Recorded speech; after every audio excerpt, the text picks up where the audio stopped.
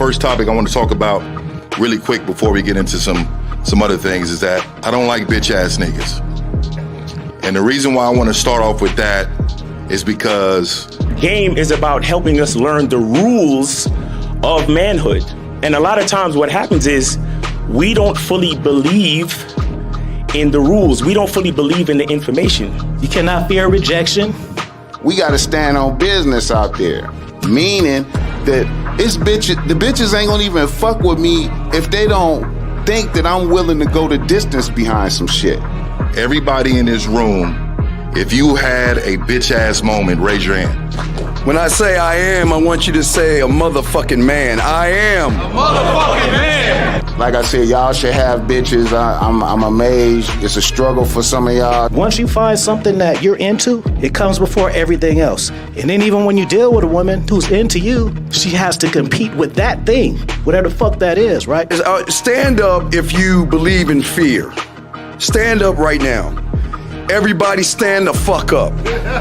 You know, I say bitch a lot and nigga a lot, but you know, it's with good intention and a lot of love in it and whatnot. If I'm feeling insecure, is this really me, or did somebody teach me how to feel this way? I am a motherfucking man.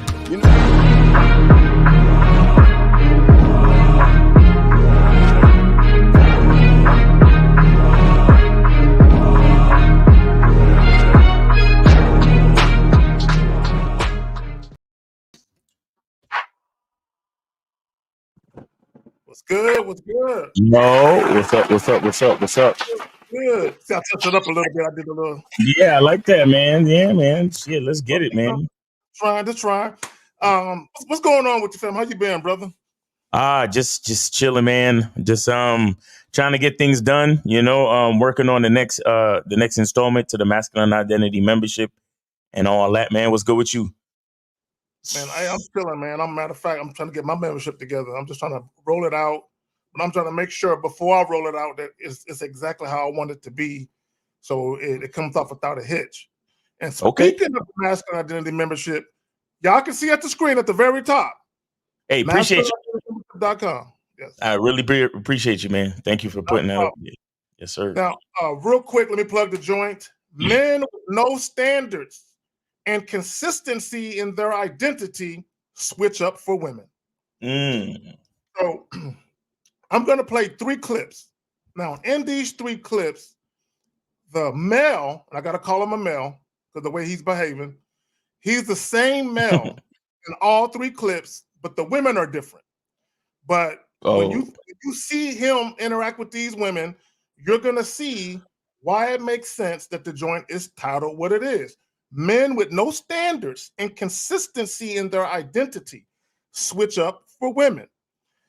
Before we get into that, let me just shout out some people. Wicked Scorpion, Renee P, what up, baby girl? How you doing?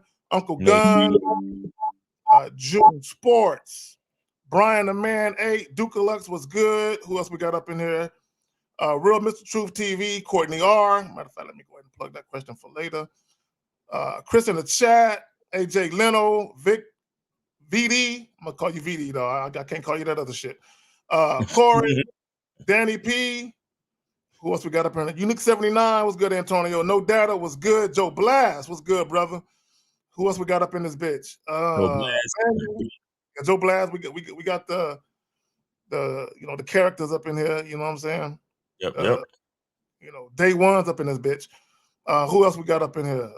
Linwood. What's good, fam? What's good, OG? RL 55th well. RL 615, J98. Who else we got up in this bitch?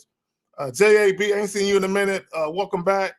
Kaysen, Nathan, what's good with you? What's good? Bombastic. Ron Marine. Okay. So, real quick, y'all. First and foremost, like the stream, subscribe, hit the little bell so you get your notifications. Like the stream, subscribe, hit the bell. Also, if you got a question, put a Q in the chat. We're going to post the number in a little while, but we got to get through the joint first. Also, at the bottom of the screen, you see the PayPal joints, the Cash App joints. Don't be shy. I know some of y'all got paid yesterday. You know what I'm saying?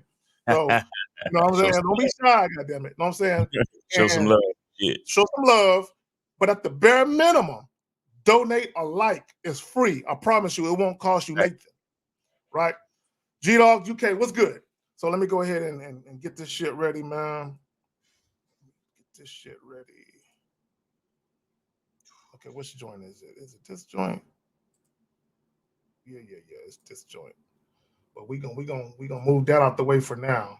We're gonna get to the other shit that I saved. Okay, all right, let's get this shit ready. Okay, we're gonna do this one joint at a time. Hold on, let me remove this right quick so I don't. Okay, I'll bring that back up. All right, let's get that. Okay, so we'll do that in a minute. Miles, before we get into these clips, you got anything you want to plug, fam, before we go? As always, make sure you guys go get the soap, man. Go get the soap. All right. Go get the soap. And I still got a couple of jars of the sample shea butter left. So if you guys want to order that, if you got, I still got a couple of orders left for that. So, get your soap and then we'll make that happen. All right. So fuck it. Here we go. First clip. Now, gentlemen, I really need for you guys to have your awareness on point, right? I need you guys to really pay attention to what's about to happen. Okay, again, let me plug the joint. Men with no standards and consistency in their identity switch up for women.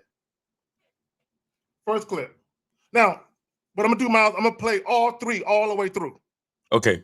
And then we can come back. But I want to play all three because I really want guys to let this shit soak in as far as what they're gonna see in the behavior of this Negro, right? So first clip. My bad. Hold on. I gotta add it. I'm bugging. All right, there we go. Oh, how you doing? All right. I was gonna say I may not be able to reach the top shelf, but I'll definitely be able to reach your heart. Oh, can you take some dick? I already reached my heart. Can you take some dick? Yeah. Let my boy get a little 360. What you saying? Yeah, I'm gonna fuck this little motherfucker. I'm gonna try this one out. I ain't never done it before, but I'm gonna try it out. Shit. Yeah. What's up? Okay, so it's the first clip. All right, second clip. We gonna see all of this shit. So the second clip. If you had 2 hours with Charleston White, what would you do? Go shopping. Go shopping? Yeah. That's the first thing you would do? Yeah. You have 2 hours though. You're gonna spend the whole time. I'll go shopping. I'll probably rub his back and make sure he's no cramps in his back and stuff like that. Okay. Yeah. Charleston. She think I'm a trick. Yeah, I'm a motherfucking player that wants some pussy. She lying to me. You think I'm gonna take you shopping and you gonna rub my back? You got to touch my dick. Man, I want my dick sucked and fucked. We go, man, no, hell no. That shit didn't want to double up with me. Tell us to the tile line. Are you sure? She's a Man, ain't nothing wrong with my back. Man, my dick got pressure on my nuts is built up. These motherfucker heavy. This motherfucker needs to explode. I don't fuck my back. I can pop my own goddamn back. No, go shopping in the back rub? Man, please. Nigga, hell no. That's one of them old white boy who dick can't work. Man, please. Man, shit no. Hell no. Okay. Third clip. Yo, this shit hilarious.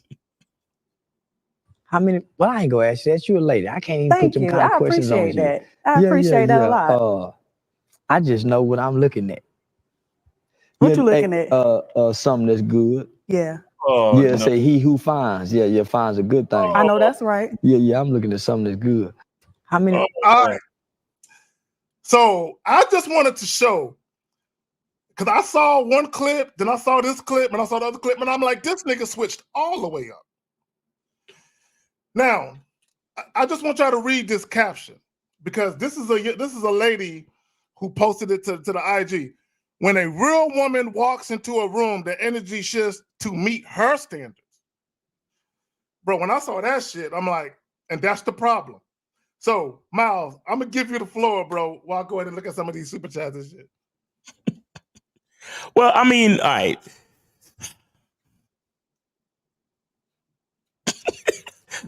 see, it's the fact that he's assuming so much about her.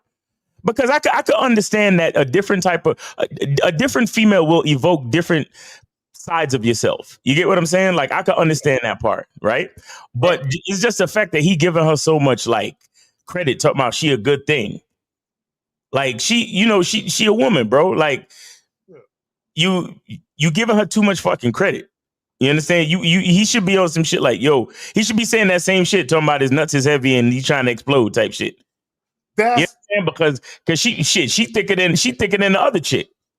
Mm-hmm. You feel me? So if it was really about all that, then you should be telling her this. You should be telling her that quicker because she thick and she look like she better looking. You feel me? If just based on the general consensus or whatever. But what I'm saying is that like you can't be giving these chicks credit, bro, just because they show up a different way, because how they show up is irrelevant. It's how you show up. You understand? It's how you show up. Because because look, the midget chick was like, I might not be able to reach the shelf, but I'll reach your heart. You understand? She trying to play cool on that cutesy shit. And then the other chick, she coming off like I'm not really attracted to him, but I let him take me shopping. And because of that, he's on that, oh well, I need my dick this and my balls is heavy and blah. So this chick is probably less interested in him than both of the other chicks. But he over here talking about, ooh, I'm looking at something good.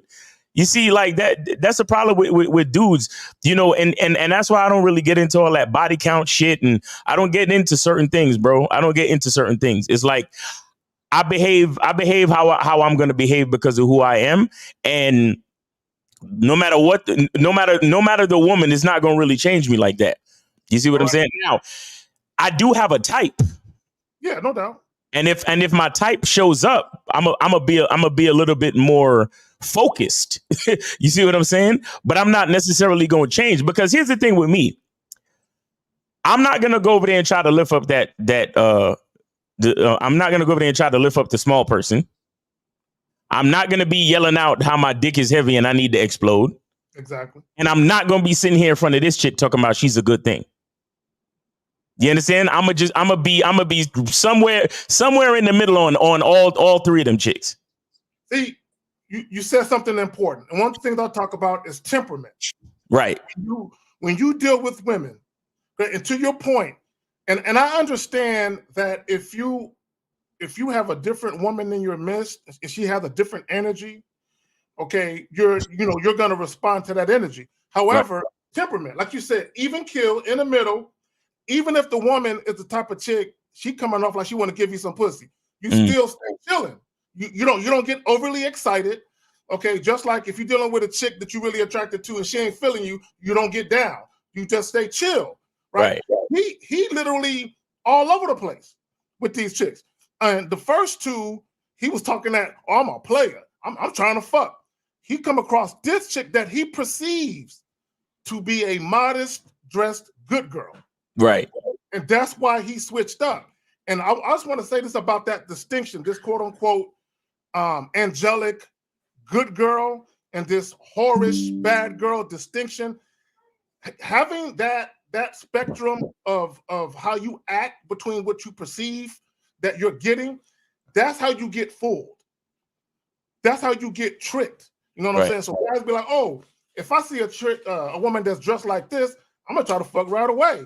If I see a woman that's dressed like that over there, I'm a chill. And that's how you get got, and that's how you get tricked. And guys don't understand that women compete that. You know what I'm saying? They compete that you're acting a certain way based on how you perceive them to be. Right. Especially if they are purposefully introducing their representative to you and they're really concealing how they really are. Exactly. You're not gonna know. You're just gonna assume because of the exterior. It's the classic judging a book by its character type of thing. Now, my thing is, one of the things we preach is consistency. Be consistently who you are as a man. So even if you come across a woman who's dressed in a provocative manner versus a woman who's dressed like she just came from church, you know what I'm saying? Like you said, they're still women. At the end of the day, you don't know these women, period. So it doesn't matter how she looked, how she dressed.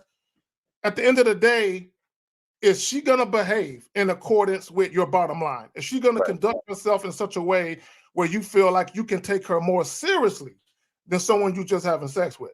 Exactly. Now, do you want to go back to any of the joints, or we just good to go? Now we good to go. You ready for me to turn on the phone line?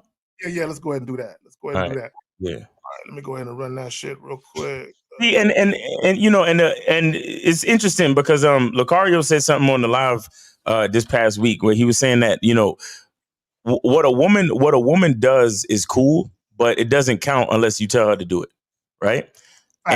And so with that being said, you want a woman to respond to your demeanor, not you responding to other people's demeanor. And I mean, and that's why I don't, see these videos or the video. I mean, we can have the conversation still, but it's still kind of skewed because number one, Charleston White is a performer. Yeah. Charleston White is definitely a performer. I mean, the video showed an example of a man switching up, but let's be clear. Charleston White is a performer. So he going to switch up anyway because this camera's on him. So he's going to give performance, like you said. over exaggerated responses depending on each female, right? So that's that. And then these situations where people put people in front of you and give you things to react to. That's a whole nother thing, like the Pineapple Show and all these other type of setup situations, where it's just weird where, even that this is, I forget the name of the network, but they have this shit where they put a chick in the middle and they have like 50 dudes surrounding her. And then she texts out different requirements. And then every time she texts a requirement, niggas get up and leave. I'm like, bro, that ain't no natural way to meet nobody. No, you see what I'm saying? That ain't no natural way to meet nobody. So even within, we talk about switching up, you have to look at your identity and choose where you even go to meet women. You feel me? Like choose the environments that you like to be in to meet women. So because you want to be comfortable, you want to be exactly who you are in these environments. So we got 802. You're on the Manhood is a Skill Set Show with Kay Zaggin and Miles. Name, age, city. How can we help you? This is Franz. I'm 47 years old and from Vermont. Oh, what's going on, bro? Franz, hold on real quick. Hold on. Franz, hold on. I got some super chats I got to call out. Franz, hold on. Give me a second. Dave Noble with the $4.99. Always appreciate the game. Give me a second. I got one more, and then you can go ahead and have the floor. Let me just get to it. So Corey, 2SS with the super sticker 99 cents. All right, Franz, you got it. I wanted to call in because I wanted to affirm and say that what you're saying is extremely important. Because as I just mentioned in the chat, a man is at his best when he's being himself. And when he's standing on his principles and does not switch up anything. And I used to do that too. I used to be inconsistent and, well, she's from this country. I'm gonna talk to her this way, and she's from that country. And I said, you know what? I am who I am. Take it or leave it. And I had a conversation with a woman just earlier, and I told her my standards, and I said I'm not changing that for anybody. And it was quiet for a second, but later on, she appreciates what I'm saying. So I can tell you that you're right for sure.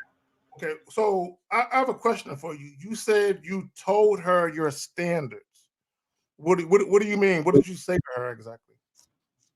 Well, it was in reference to, like, for example, she's talking about at church, and I told her that the man makes the standard, and I said, I don't agree with the kids being separate from the family because the father needs to be the leader and be the protector. And she wasn't agreeing with me, but when I explained to her and I didn't deviate from my point, she suddenly doesn't have anything more to say. I have no more resistance. Okay, now so is this a woman you just recently met, a woman you've been knowing? No, I've known her for some years now online.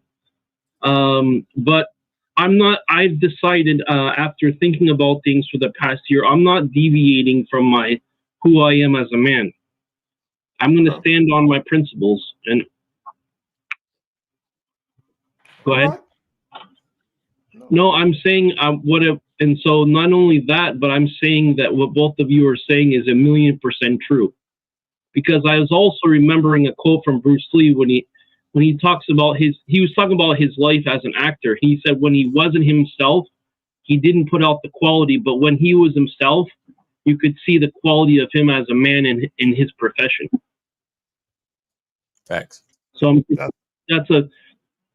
and I'm just trying to tell everybody, although I've got a lot to learn still, and I've got a lot to work on, at least I can do one thing right, which is stand up for who you are as a man and don't deviate from it. As you say, stand on your square.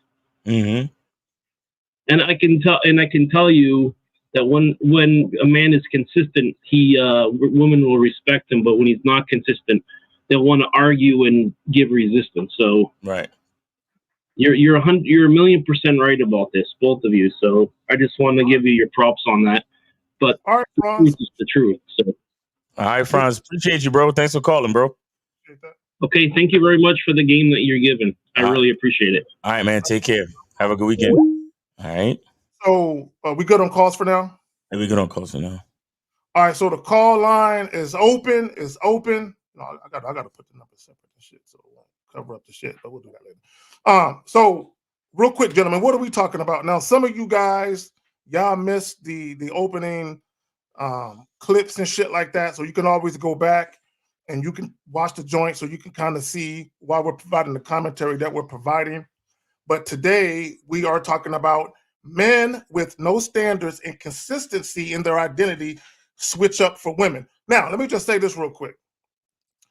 There is nothing wrong with acknowledging that you have a woman in your life that you see value in, and you act and you treat that woman accordingly. Okay. Conversely, there's nothing wrong with dealing with a woman who is a tad bit too disrespectful for your taste, and then you treating that woman accordingly. But it's not based on how they look. It's not based on what they have on. It's based on how they're interacting with you.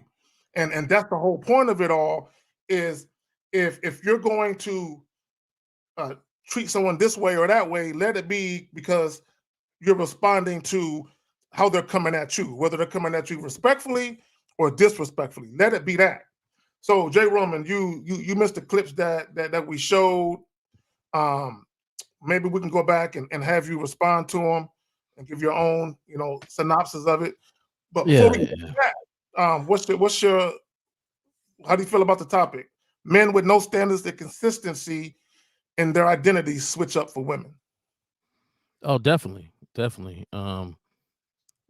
And I think when you do the opposite of that, right? When you start to get that consistency in your behavior, consistency on and how you move, the natural result of that would be not to waver from meeting different women.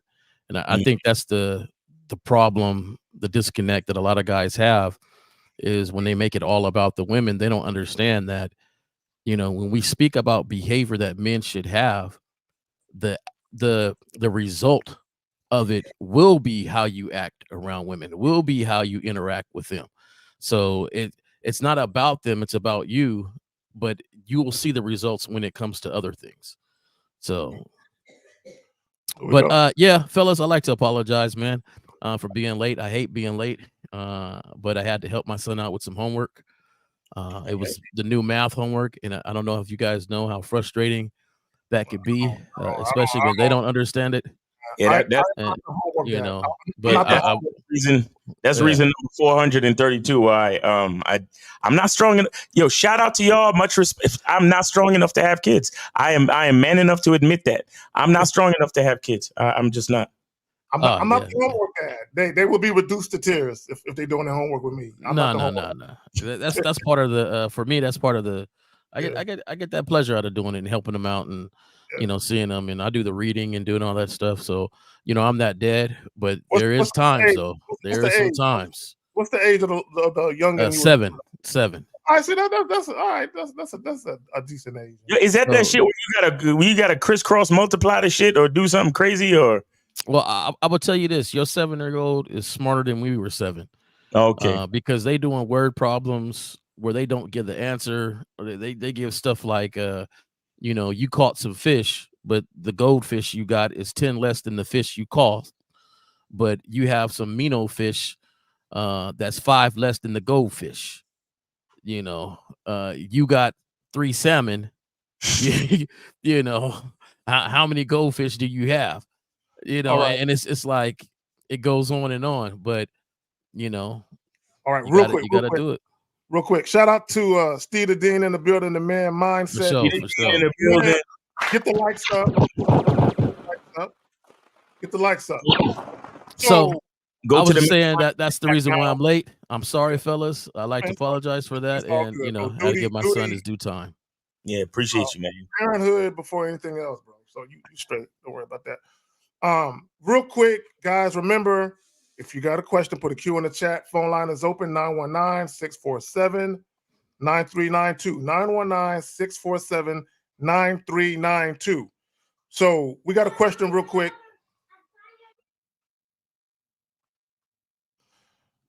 So Courtney says, do you think it is low interest and disrespect if a casual chick does not swallow your seed? But if she's casual, why do you care? Yeah, why is that a thing?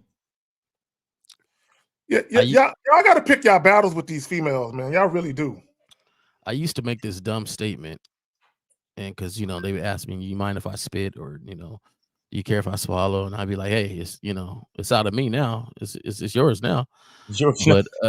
But yeah, you don't want to make that statement because you don't want them freezing it and doing something with it later on. Right. Which happened to a friend of mine. So I just want to let y'all know, like for me, you know, spit it, swallow, you know, just don't create no babies with it. Right. Yeah. But so if it's casual, you know what? If she's casual, I wouldn't even want to. I would see when they casual, bro. I keep the nut in the condom. And then I tie a knot in it and I put it in my pocket. I put in some paper towel, put it in my pocket, and I leave with it. But you know what these guys are doing? They will strap on the condom to stroke, but then take it off or to get some head. Oh, right. Well, okay. Hey, well, you know, hey, this is what I would say. If just the cash, because he says low interest. Look, y'all gotta stop expecting women to make you a priority. Either she will or she won't. So if you're dealing with a woman where she's down to be in a fuck buddy situation with you, but she ain't really giving too much more of an effort than just that, then just chill. You know what I'm saying? And if you're dealing with other women, okay, you're bound to come across women who will prioritize you and they will do all the shit that you like. So, and just give more time to those women as they earn it. But don't be worried about something as frugal and meaningless as whether or not she's swallowing you a shit or not. You know what I'm saying? That's not that big. Now, this is what I will say. Let me just say this. If that's a big deal for you, it's not big enough for you to address it or to charge her.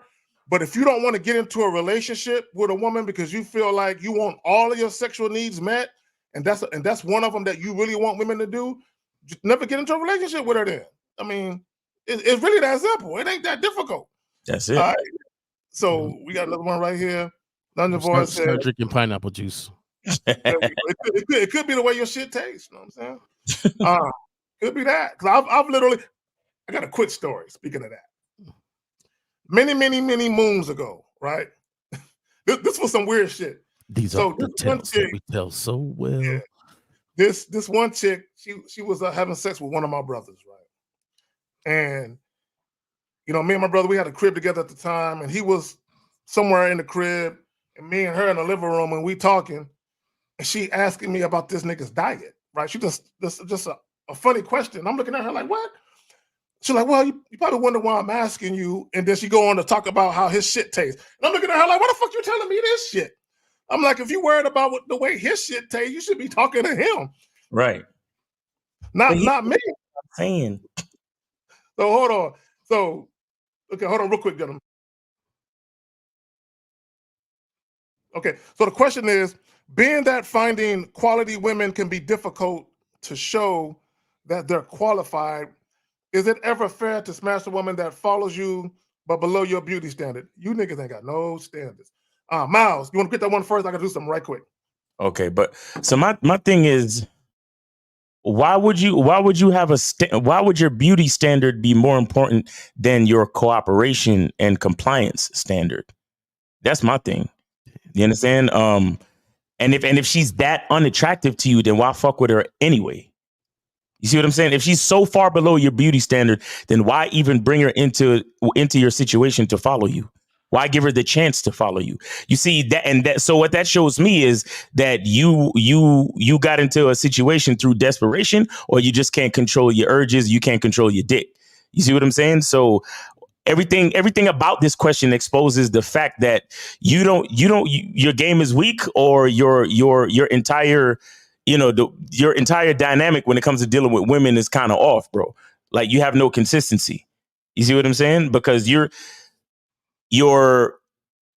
beauty, the way that you explained it, your beauty standard is more important than your cooperation and compliance standard, which lets me know that you're getting with women that you're not attracted to, but because you're kind of desperate and needy for sex, I guess. I don't know what else to take from this question.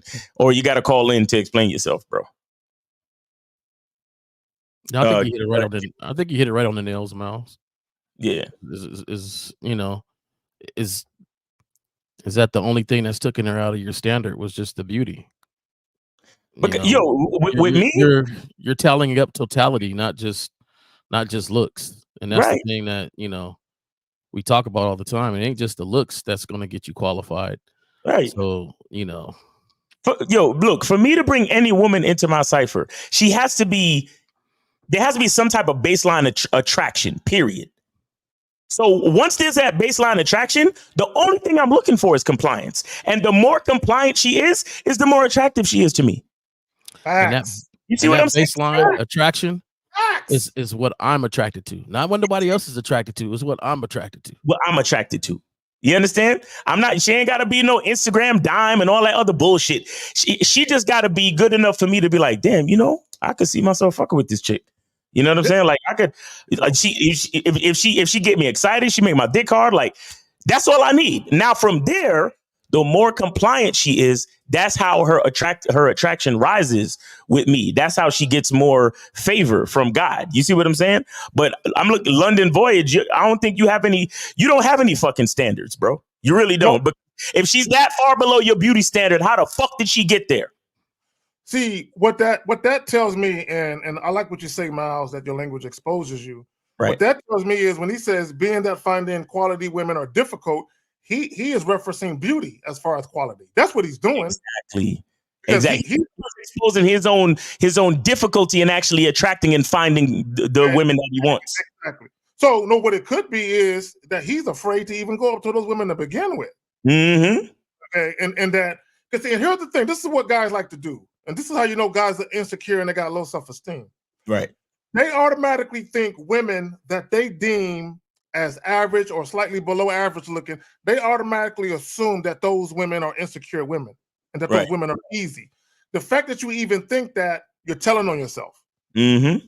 Because you're her. You're her. And here's the thing. You attract what you project. So if you're getting these quote unquote insecure women that are quote unquote below your beauty standard, it's because you are below their handsome standard. You know what I'm saying? So like attracts like. Water seeks its own level. Mm-hmm. You know, you guys to understand that when you go out in the world, there's aura, there's energy, that shit is real. You know what I'm saying? It's real. And let me just say this, because he's talking about smash a woman that's below your beauty standard. My thing is, if a woman is not visually appealing to me, I'm not fucking with her. That's one. Now, to your point, Miles, this is what all guys need to understand. When you are a solid, thorough dude who's on point and you actually have standards and principles, right? Like you said, Miles, and I agree. The more compliant a woman is, right? The more coachable she is, right? The more attracted I'm gonna be to her.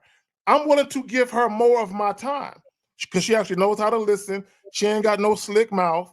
She ain't always trying to challenge the nigga on shit. That's the chick I'm gonna fuck with. You know, all the other chicks, I don't care how they look. I don't care how they body look. I ain't fucking with them. You know what I'm saying? So to me, and I said this a lot about how a woman's physical aesthetics, that shit don't mean nothing to me if you don't know how to listen. Exactly. And I'll say this too. The part where he says it can be difficult to show that they're qualified. Listen, again, it is showing the faultiness and the weakness in his apparent program, the weakness in his quote unquote standards. Do you understand? Because if your standards are set, it shouldn't be that difficult for a woman to show if she's qualified or not. Right? If you have a job, you own a company and you have a job opening, and you are able to, effectively lay out the job description, it's easy to find a qualified candidate if the job description is effectively laid out. The problem with a lot of motherfuckers is they running companies where they got a person in a particular job description doing a whole bunch of different shit just by accident. They call that ad hoc employment. Meaning that, shit, whatever I got going on, you could fit in here, you could fit in there, you could do this, you could do that, because I don't have any real standards. So again, London Voyage, your language exposes you, bro. You have no fucking standard. Because if it's that hard to find qualified individuals, you don't have nothing going on. And this is the guy you're talking about with this whole discussion, right? Because if he says the word, even if it's fair to smash. Now, if you're saying fair, that means the more beautiful ones you treat differently. So you waver on how the person looks. And so, and I'm kind of cautious with that word qualify, right? So to me, a lot of cats is kind of like sitting back and they're doing different little things. Oh, did she check this box? Did she mark off that box? Did she mark off that box? When in actuality, you want whatever she's doing to be natural, and you to judge that and say, hey, are these qualities I want next to me?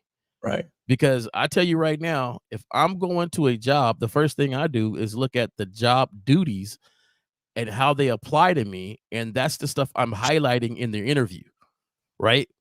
That's the stuff I'm putting up front. I don't want you to do that. I want to see how you really are for time to go by, see if that's really you consistently. And then I will judge to see if this is somebody that could be really next to me. Exactly. Not just to check off boxes. Well, and I think right there, you said something very important. And that's the problem with dating. A lot of people are out here, and this is why dating is miserable for you motherfuckers. And I'm talking to both you men and you women. You're out here checking off boxes. You know what I'm saying? And here's the thing. It's gotten to the point where people don't know how to naturally or organically actually interact with people. It's almost like you're trying to force fit something, right? And what's happening is you're taking the fun out of dating. You should literally be enjoying yourself. Even if that person isn't someone that you don't see yourself with long term, you can still enjoy them for the moment, whether it's a week, a couple weeks, a couple months, whatever it is, a year even. And then once the thrill is gone and either one or both of you are no longer enjoying the situation, you just move away and then move on to the next thing. But people are out here trying to check these boxes, and you end up with these unrealistic expectations because it's almost like you're looking for perfection when you yourself are imperfect. That makes no fucking sense. All right, yeah. No, I just want to say one more thing about London Voyage. See, this is one of those things that remind me why a lot of guys leave comments and don't actually call in. Because on the low, what they really want to do is it's crazy, right? It's crazy that if you break down the psychology of the question and a lot of the statements that guys put in the chat, they're trying to put women down, right? But what they don't realize is that in essence, they're actually pedestaling these women. Do you understand what I'm saying? Because he's talking about a woman showing herself to be qualified. Bro, you decide if a woman is qualified. And you also talking about, well, if it's fair to smash. A man with a valuable dick. Dick is a gift. A man who knows his dick is valuable. Don't say shit like, well, if it's fair to smash. A man decides to bestow the fucking privilege of his dick on a woman. You get what I'm saying? So no man who actually puts himself up here would say any of those things. But at the same time, you talking about, oh, well, it's hard to find women that's to be qualified. You low-key trying to play the bitch, but you don't even realize you're actually minimizing your own value as a man. You see what I'm saying? That's why none of these niggas want to call in, because all they truly want to do is badmouth females and act like, well, you know, the dating game is the way it is because chicks is fucked up out here and blah, blah, blah. Because, you know, a good percentage of them is coming from the other side of YouTube. You see what I'm saying? A good percentage of them is coming from other communities where all they do over there is complain about females. You see what I'm saying? But they try to word the question in a way to make it look like, oh, there's something wrong with females. And we're trying to let you know that if you ain't got no program and if your standards are not intact, there's something wrong with you. Because the females are supposed to come into your world and conform. Just like if you was running a company, the employee is supposed to come into your company and conform. Because if they was going to work at 9 a.m. at the last job, but your job description says you got to be at work at 8:30, you best believe that if they want to maintain their position, they got to come to work at 8:30. You understand what I'm saying? I'm not going to sit here and be like, well, it's hard for a woman to be qualified because at her last job, she was coming in at 9 o'clock. And I have to deal with that. No, you don't have to deal with that.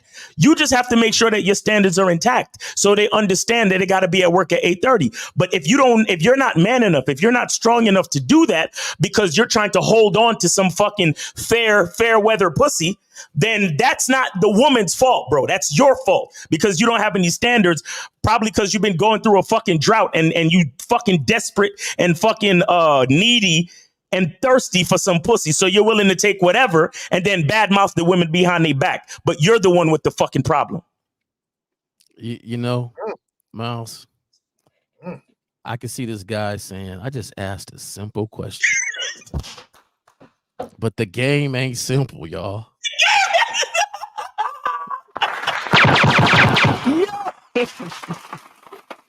Yeah. It's not a big deal, Miles. It's just a question, bro. For real. Yeah, and these guys just like to hear themselves talk. Right, yeah. You know, but not listening to what is being said and applying it. You know, the game is not simple. It's not a cookie cutter thing that you can do. Miles' program will not work for me. Zag's program will not work for me. My program will not work for you. The basis and the foundation of the program is what we highlight and talk about. Facts. Shout out to Joe Blast for the $5 of the super chat. He says, respect to the panel with the applause emoji. That's what's up. Appreciate you, Joe Blast.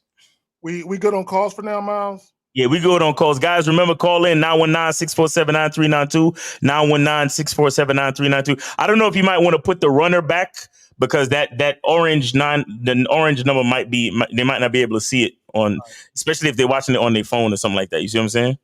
Yeah. Keep that up. Yeah, keep that up there. Yeah, but I see you, Zach. I see you changing this up, man. Looking nice. I'm trying. You know? Like a little more professional, you know. All right. So we got another question. We good on calls though, right, Miles? Yeah, we good on calls, yeah. I saw another question in this joint, right? Hey, I wanted to say something real quick about the topic before we get to that. So I wanted to say something about the reason why as men, you know, it's detrimental for us to be switching up in front of women is because you got to understand that each type of woman have different agendas of survival. You understand? Each type of woman has different agendas of survival. And I want to explain to you. And I don't know, Zach, if you're going to show the videos again for Jay Roman's benefit, but yeah, I'll do that. The midget, right? The midget knows that she's at a loss because she's a midget. And no offense to little people and shit like that. But I'm just trying to explain the necessity of survival in each female's case. So the midget comes in knowing that she is a midget. And so she automatically came in talking about, well, I can't reach the shelf, but I can reach your heart. Right. So she's playing the game on that coy, cutesy shit, trying to appeal to his compassionate side. Why? Because she's a midget.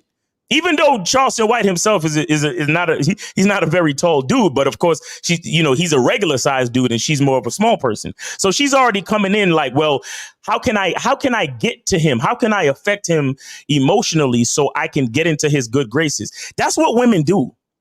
That's what women do. That's why I tell you guys, a woman don't lie. They don't tell the truth. They say what they have to say in the moment based on how they feel and their assessment of the situation, because their number one thing is survival. So the next chick, you see, she's all about her weaves, her nails, her lashes, and sandals and shit. Shout out to O'Shea Duke Jackson. So she's weaving and sandling it up, and she's not attracted to Charleston White.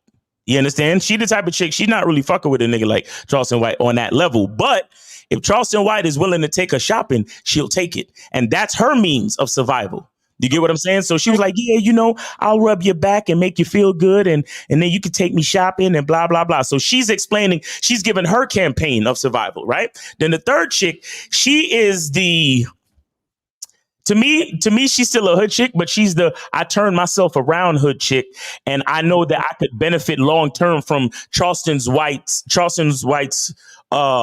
bigger than life personality. So if I can affect him in the decent girl type of way, maybe I can have some longevity and get some clout off of him my damn self. You understand what I'm saying? So each woman has their own agenda, which is why it is imperative for men to understand their own masculine identity and show up the same fucking way. Show up the same way, because if you know that you're the same way, then you're able to see those three different personalities that I just laid out. You're able to see that shit much easier. You get what I'm saying? And that's why it's important. You got it, Zach. To your point, because here's the thing, and guys need to understand how women present themselves publicly is not a testament to how they are privately. So to your point, Miles, there are women who they're ladies publicly. They carry themselves one way publicly, and because people got to understand something about public persona. Your public persona is how you want to be perceived by people. Right.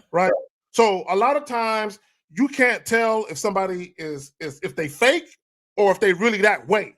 Right. This is why masculine consistency and being consistent as a man is important, because if you're consistent and you're always making sure you represent yourself with authenticity, I can't even talk. Authenticity and transparency and assertiveness, right? What's going to happen is the women that you deal with, the ones who are about you, they will reveal themselves. Facts. The ones that aren't about you will also reveal themselves. Why? Because you're consistent. But if you find yourself switching up to match the energy of the woman, which he does, a man should never switch up and match the energy of the woman. If anything, you should be influencing the woman's behavior to conduct herself in a certain way towards you. This is what I mean by that. Shout out to Ron Wills. I remember he told a story years back of how, before he got to where he's at now, he used to catch a bus to the gig, to his job. And he would go out there, and he said there was some ratchet women out there, and they were all loud, and they were acting like some ratchet hood bitches. Right. And he said one day he went out there, and they weren't as loud anymore. They were even talking to him in a respectful manner on some I respect my elders type of shit. And that's because his physical presence, along with his demeanor, altered or influenced in how those women conducted themselves in his presence. So what I want guys to understand is this: femininity yields to masculinity. Facts. Masculinity never yields to femininity. So if you're yielding to the behaviors of the woman, you're not a masculine dude. You're not. You might think you are, but you're not. And that's the problem. That's why we tell you guys, treat women the same. And then let them respond or react to your personality. So that way you know who you're compatible with and who you're not. It's that simple. We good on calls? Yeah, we're gonna call. I'll say this one more thing too for J. Roman get it. So another thing that's important too is if those women saw the interaction between Charleston White and those other two females, and that's exactly why that third chick was able to she could gauge the situation, and then choose the persona to try to appeal to Charleston's White, you know, to his, I guess, gentlemanly side or whatever the hell. You get what I'm saying? Because that's data that she could use to, you know, because women are chameleons, bro. And not to say that in a bad way. They are, though. They are. They're supposed to be chameleon. I'm explaining why it's not a bad thing that a woman is a chameleon. A woman should be a chameleon. Why? Because whoever the man that she chooses to be with is going to be her leader. So she's going to have to conform to his leadership anyway. So at the end of the day, she's going to have to be some type of chameleon to maintain the interest of that man. You see what I'm saying? And again, it's not necessarily a bad thing, because if that man provides good, decent, healthy leadership, and she's a chameleon for good, healthy, decent leadership, then she ends up being a good woman regardless. You understand what I'm saying? So, but J. Rome, you got it. No, I'm just gonna watch this video. I'm curious on what this video. Oh yeah, you can play the videos again, right? Yeah. I'm gonna play the video. So Jay Roman, I'm gonna play all 3 of them through, and if you want to react to any of them, we can come back. But I gotta play them all through in succession, so you can get the feel for why the joint is titled how it's titled and why we talking about what we're talking about. So they're gonna be brief, but let me go ahead and play them through. What's up, baby? How you doing? All right. I was gonna say I may not be able to reach the top shelf, but I'll definitely be able to reach your heart. Oh, can you take some dick? I already reached my heart. Can you take some dick? Yeah. Let my boy get a little 360. What you saying?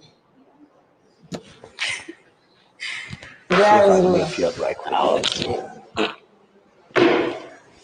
Yeah, I'm gonna fuck this little motherfucker. I'm gonna try this one out. I ain't never done it before, but I'm gonna try it out. Shit. Yeah. What's up? Yo, he should have said that to all 3 of them. Yo, can you take some dick? That's what he said. I would have had more respect if he would have showed up exactly the same in all 3 situations. And then let the women respond and react to him. All right, here's the second one. If you had 2 hours with Charleston White, what would you do? Go shopping. Go shopping? Yeah. That's the first thing you would do? Yeah. You have 2 hours though. You're gonna spend the whole Yeah, time. I'll go shopping. I'll probably rub his back and make sure he's like no cramps in his back and stuff like that. Okay. Yeah. She think I'm a trick. Yeah, I'm a motherfucking player that wants some pussy. She lying to me. You think I'm gonna take you shopping and you gonna rub my back? You got to touch my dick. Man, I want my dick sucked and fucked. We go, man, no, hell no. And she didn't want to double up with me. Send us to the tile line. Are you sure? She did not? Man, ain't nothing wrong with my back. Man, my dick got pressure on my nuts is built up. This motherfucker heavy. This motherfucker needs to explode. I don't fuck my back. I can pop my own goddamn back. Now, shopping in the back rub? Man, please. Nigga, hell no. That's one of them old white boy who dick came. Okay. All right, so let's go to the next one. This is the last one. And then you can go ahead and jump on it, J. Roman. Let me snatch it up. Where that motherfucker go? Where that motherfucker at? Where that motherfucker go? Oh, there it is. Okay, there we go. How many? Well, I ain't gonna ask you that. You're a lady. I can't even Thank put them you. kind of I questions on appreciate you. that. I appreciate that a lot. I just know what I'm looking at. What you looking at? Something that's good. Yeah. Yeah, say he who finds. Yeah, finds a good thing. I know that's right. Yeah, I'm looking at something that's good. Oh my God. Oh, okay. Oh. See that? Hey, look, he's funny, you know, and it's entertaining, but don't switch up on the third one. Yeah. Keep the energy all the way through. Now, are they all consistently at the same time? Was that a different day? No. It's the same. It's the same day. It's the same day. Oh, it's yeah. Come on. Where they're coming up one at a time and shit. Come on. My thing is, he said different stuff to each one of them compared to the first and the second one. He said something different, but it was on the same path line of pretty much what he want. Right. Yeah. The third one comes in. I didn't see her walk in. I can only imagine. She comes in, and the way she was dressed and sat down and everything, you know, she probably wanted a chair. You know, can we sit down in a chair or whatever? But either way, he decided to change up and to switch up to match what he felt like she was going to be. Mm-hmm. Exactly. Right. And then that's where we go wrong, right? A lot of guys go wrong because you went with whatever her personality or whatever she wanted to project at that moment. You thinking that's it, and when you find out it's not, then that's when we all got these situations, and the dude is mad. Oh, I can't believe my chick did this, and da da da. And whoop. Well, you didn't keep your same energy to find what you really wanted, and so you got anything from her.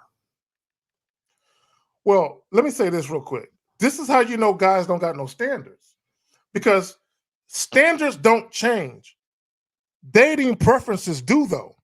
And I need guys to understand. This is why when some women say, "Oh, that's my standard," no.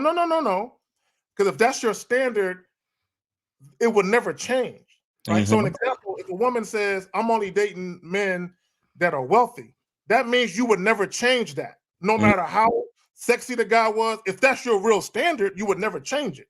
So but Zach, it's really a dating preference. It's not a standard.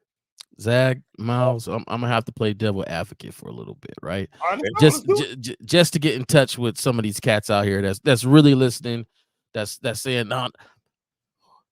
they like to categorize things, right? And say this one is wife material and this one is not. So what I was looking for in this one, it was not. So I judged it differently on this side because I'm just trying to smash that. I'm just trying to smash that. She got her sexy high heels on and the dress is super short and she just looked like she just smashed it. So I'm just trying to smash that. But this one just here in this little business suit, saying, "Ooh, I could tell she's wife material." So the standard of that is a little different. And that's how they categorize it. So they think they're stepping in two different zones when they label one different than the other. Oh, right. This one is the one I can marry. This is the good girl. This is whatever. I could tell that by the way she's dressed compared to this other one. And when I ratchet it now in my head like that, when I go out on Saturday night, I'm just trying to smash. So why do I need standards when I'm just trying to go out and smash? Now, shout out to Alicia and Reg for the $7 super chat. He says, I met this woman when I didn't have a standard and I switched up. I realized it's so hard to carry on and I let her go. Shout out to the panel for the title. Facts. And that's okay. And I'm glad you said that, Alicia and Reg, because a lot of times when guys switch up, it's not their real personality. Okay, they are switching up based on what they perceive the woman to be. Right. So at some point, do you ever introduce your women to who you really are in the beginning?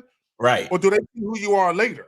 You know what I'm saying? Depending on, that's inconsistent on your part, because what happened is you'll think the woman is one way, so you'll match her energy. But then when you find out she's not exactly what you anticipated, then you will switch up again to match her energy. So a lot of times guys will be like, "Oh, the woman changed."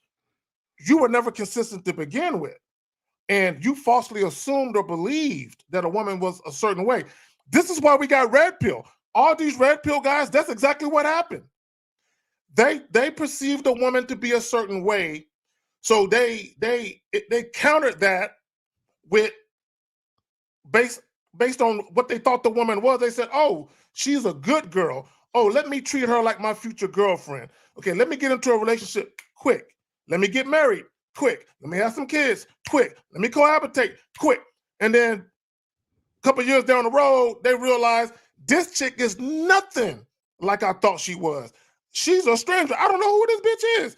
And my thing is because in the beginning, she introduced herself to you with a mask on because you a fool and you don't know how to actually lead and actually influence the woman with who you really are. Because what guys want to do, this is what guys want to do. "Oh man, she's a good girl. She's the type of girl I can take home to my mother. I don't want to fuck this up." So if a guy thinks that she's the type of girl I can take home to my mom, and a woman wants to wait to have sex, what do guys do? They'll wait. They'll wait because they believe they're getting something. They Right. believe they're getting something of value because that's what guys do. They automatically judge a woman's character based on their perception of who she is sexually. Oh, if she's promiscuous, she has no value.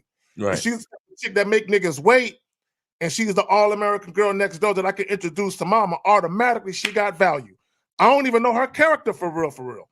But automatically, and to your point, Miles, they're automatically putting these women on a pedestal based on how they perceive the woman to be. And then once they find out she is just like, quote unquote, all the other chicks, as they say, then all of a sudden, this is why you got guys making podcasts saying all these women are for the streets. All these women are 3 or 4. Then it's like, nah, bro, you just don't have discernment. You don't know how to ascertain whether or not you're dealing with a woman that you can actually do something with long term, or a woman that you can just date casually, because you're so focused on being influenced by the woman instead of influencing the woman. Because if you're influencing a woman, it doesn't matter what she got on. Either she gonna do what the fuck you tell her to do, or she not. Either she gonna behave in a way that's conducive for your bottom line, or she won't. Y'all got it. So you mean to tell me that if I see a girl with her tatas out, she walking down the street, she can't bend over to pick up a piece of paper because it's gonna ride super far up with this tight dress on, and that I should treat her the same that if I was, walking down the street and I seen this lady in a business suit walking my way with a little briefcase on, still looking nice and stuff, I should treat her the same way? They're the same woman. And a lot of people can be like, no, yes, they are. They are the same woman. Okay, let me elaborate. The same chick. Well, that's why I said it. Go ahead and elaborate. Yeah, they got her titties out, and the same chick that's carrying the briefcase. Both those are the same women that would cheat on you if they had a chance. I'm not saying all women cheat. I'm just trying to make a point. I'm trying to make my point. Both those women are the same women that would cheat on you. Both those women are the same women that will sit there and throw some hot grits on your ass if they got mad enough. Both those women are the same women that'll talk shit to you behind your back. I said all that to say this. You can't tell how a woman gonna do you or treat you based on what she got on. Now, you can have a dating preference and say, I don't want to date a woman who dresses provocative. I prefer to date a woman who dresses in a modest way. Cool, that can be your dating preference. But still, if you got standards, ultimately, what's going to separate those two women is the treatment. How do they treat you? How do they act when they are in your physical presence? Again, I'm not telling guys to date women that dress provocatively. I'm just saying, don't be fooled by women that don't dress provocatively, because behind closed doors, in many cases, those women are exactly the same women. Miles, you made a point. Women will do shit that they think benefits them at the time. At the time. If a woman feels like I need to catch a guy that I can easily manipulate with the possibility of sex, I'm going to come across like a chick who's easy. I'm going to come across like a chick who's willing to give it up. And so now, if I find me a dude that I'm sexually attracted to, I might go ahead and bust it wide open for him. But if I come across another dude who I think I can manipulate and deceive, I'm going to make him think he got to chase me for this pussy. So it doesn't matter how a woman dresses. She's not going to give it up any easier because she dresses a certain way. She's still going to pick and choose how she interacts with the man based on how she perceives the man to be. And that's what a lot of guys don't understand. It doesn't matter if this woman look like she work a corner and this woman look like she a CEO. Based on the type of man that you are or that she perceives you to be, ultimately, she's going to treat you based on that, regardless of what you think about her. And I think that's what guys get it wrong. They're so influenced by the woman, they don't know how to influence a woman. Y'all got it. Well, I would just say this, and I'm glad you said that. And I only play devil advocate a little bit because guys lie to themselves and create reasoning for their behavior, right? And then say, "Oh, I'm a man to a woman, but a trick to a hoe." You know what I'm saying? Like they create that partition and being like, "Well, these rules don't apply to this over here because what I want from her will be a lot less than I want from this one over here." And I think that's the part where a lot of cats are not truthful with themselves when they do things like that, because they feel one is easy and the other one is not. But in the base, you don't really know in the background, like you were saying, Zach, you know, these two women could be one and the same. The preference of how you want her to walk out that door, if you don't want a woman that looks and walks out like that, then that's the preference, but you never know what's behind that. So, bro, I know professional women. When I say professional, I'm talking about psychiatrists. I'm talking about pediatricians who go to sex parties. Yes. You would never know. They have the the way best they ones. judges, nigga, judges even. You know what I'm saying? You would never know because of the way they conduct themselves publicly. They're very professional and they carry themselves in such a way. They carry themselves like a lady. When they say a lady in the streets, a freak in the sheets, yo, there's validity to that saying because, and that's how guys get fooled. This is why, and shout out to Mr. Justin. He did a live stream over the last couple of days, and he was talking about the bad girl and the good girl. And I know, and shout out to LaCarl, he talked about this too. They're the same girl. They just pick and choose which side of themselves they're gonna show to which guy. So if you're the type of guy, I'll give you an example. I'll give you a real quick example. If a woman is seeing you and she says to herself, you know what? I'm a single woman. I don't have no kids. I really want a family. I really want to be a wife. And she sees that you have what she appears to be, on paper anyway, the capabilities to be a loving husband and a doting father. She ain't going to show you her freaky side right away. Right. Because she don't want to lose out on the opportunity to see where it can go with you and her. But if she's seeing you as the guy she can fuck and she don't really take you any, serious beyond that, she gonna show you her freaky side quicker. Because she doesn't care how you think about her, simply because she doesn't look at you as a long-term option anyway. And that's what guys, and this is why a lot of you guys who come with that boyfriend energy right away, you're actually doing yourself a disservice, because in many cases, that woman could literally conceal who she really is based on your perception of her. Oh, matter of fact, let me illustrate my point. Let me show you guys something. Let me prove my motherfucking point with this shit right here. Please, please, please. Do I still have it? No, that ain't it. Please, let me still have it so I can show you motherfuckers. That it right there? Nope, that ain't it either. I'm gonna show you guys. Where's it at? Right here. So my boyfriend and I have sex once a month. It's not like I don't like sex, but I want our relationship to be, but I don't want our relationship to be centered around sex every time we meet. I love him very much. So I need to set standards for him to see value in me, but deep down, I crave sex every day.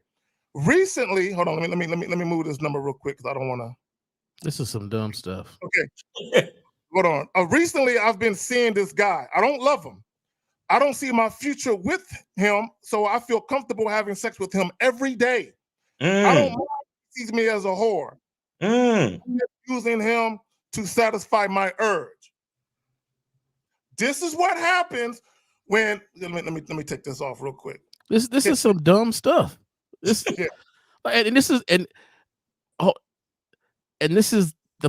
this is the woman that some guy is following. He's being dictated to. But this is what a lot of guys don't get. Once a woman sees you a certain way beyond just sex, as a potential boyfriend or even a future husband, depending on whether or not she thinks she can still get it if she has sex with you or not. And that's right there. And that's the point. If a woman is sexually attracted to you and she thinks you're not judgmental, then more than likely in some cases she still might do it, and while running the risk that you might not take her seriously. But if she thinks for any moment that you won't take her seriously beyond just sex, then she's going to stall you out in most cases. And be like, you know what? I don't want to show him that side of me because he's going to think a certain way about me that's going to ruin my opportunities to have something more serious with him. which is what the young lady was saying with that post. And this is how you get fooled. So if you're consistent, if you're the same dude with every woman, you don't got to worry about that type of deceit. Right. Let me tell this real quick story. I told it before. You know, my ex-wife, when I first met her, when I got introduced to her, and I said this recently over the last month or so, I saw something, right? I can sense that there was something about her that I wanted to get to know. I'm like, you know what? There's something about her. You know, I'm very curious. There's intrigue here with this young lady.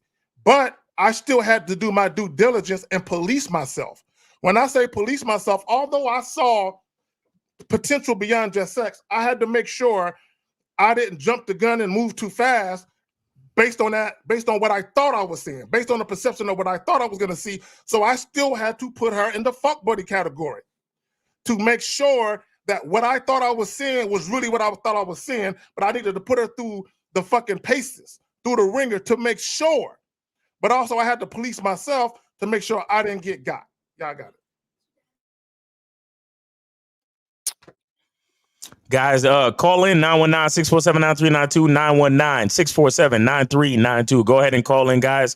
We got about a half hour to 40 minutes left, so make sure you guys call in. Don't wait too long, please. You got any questions you want to address? Yeah. I'm about to grab. Yeah, there's a lot of questions on there. There's a lot of questions in there. Yeah. There was a comment on there that I need somebody to ask it in a different way, because I didn't really understand it. He was asking us to have the insight on younger women, 5 and plus. Yeah. Put that back in there. Put it in a question form though, not a statement. Yeah, and when you said 5 and plus, that just threw me off, because I'm thinking you saying a 5-year-old plus, and I ain't gonna make no comments about no 5-year-old and plus. So you know. Okay, well, so let's get to this question. Did we shout out Joe Blast already for the 5?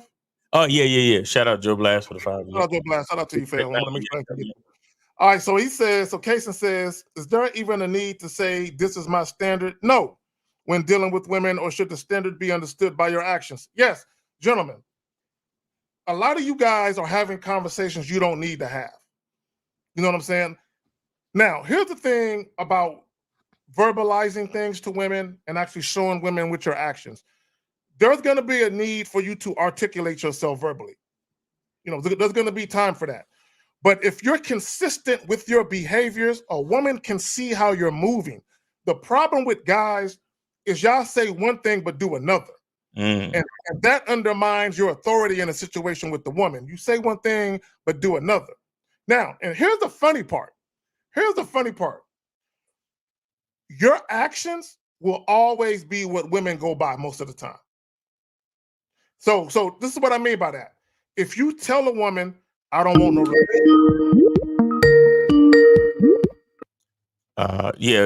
Let's keep that question there, because I want to talk about that. But 502, you're on live with the Manhood is a Skill Set show with K-Zach, J. Roman, and Miles. Name, age, city. How can we help you?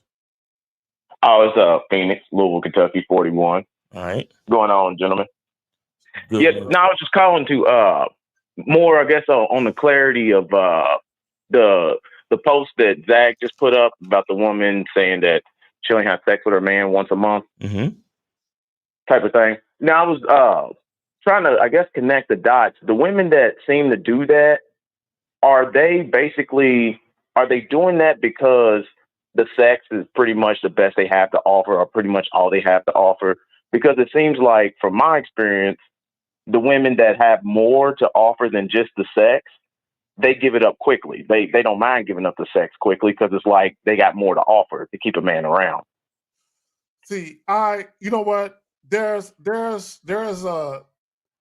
some validity to that when you talked about women who give it up quickly.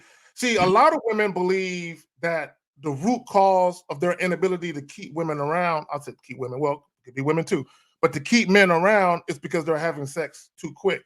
Now, in some cases, that's only valid if they're having sex with judgmental men.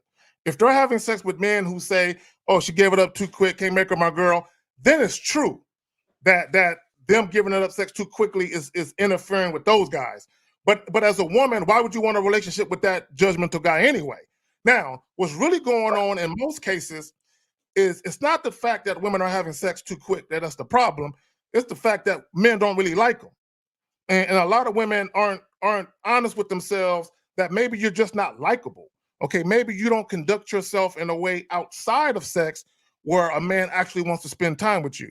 So a lot of women, they need that wake up call where someone got to talk to them about the way that they behave, so they can understand that giving up sex quickly isn't the issue.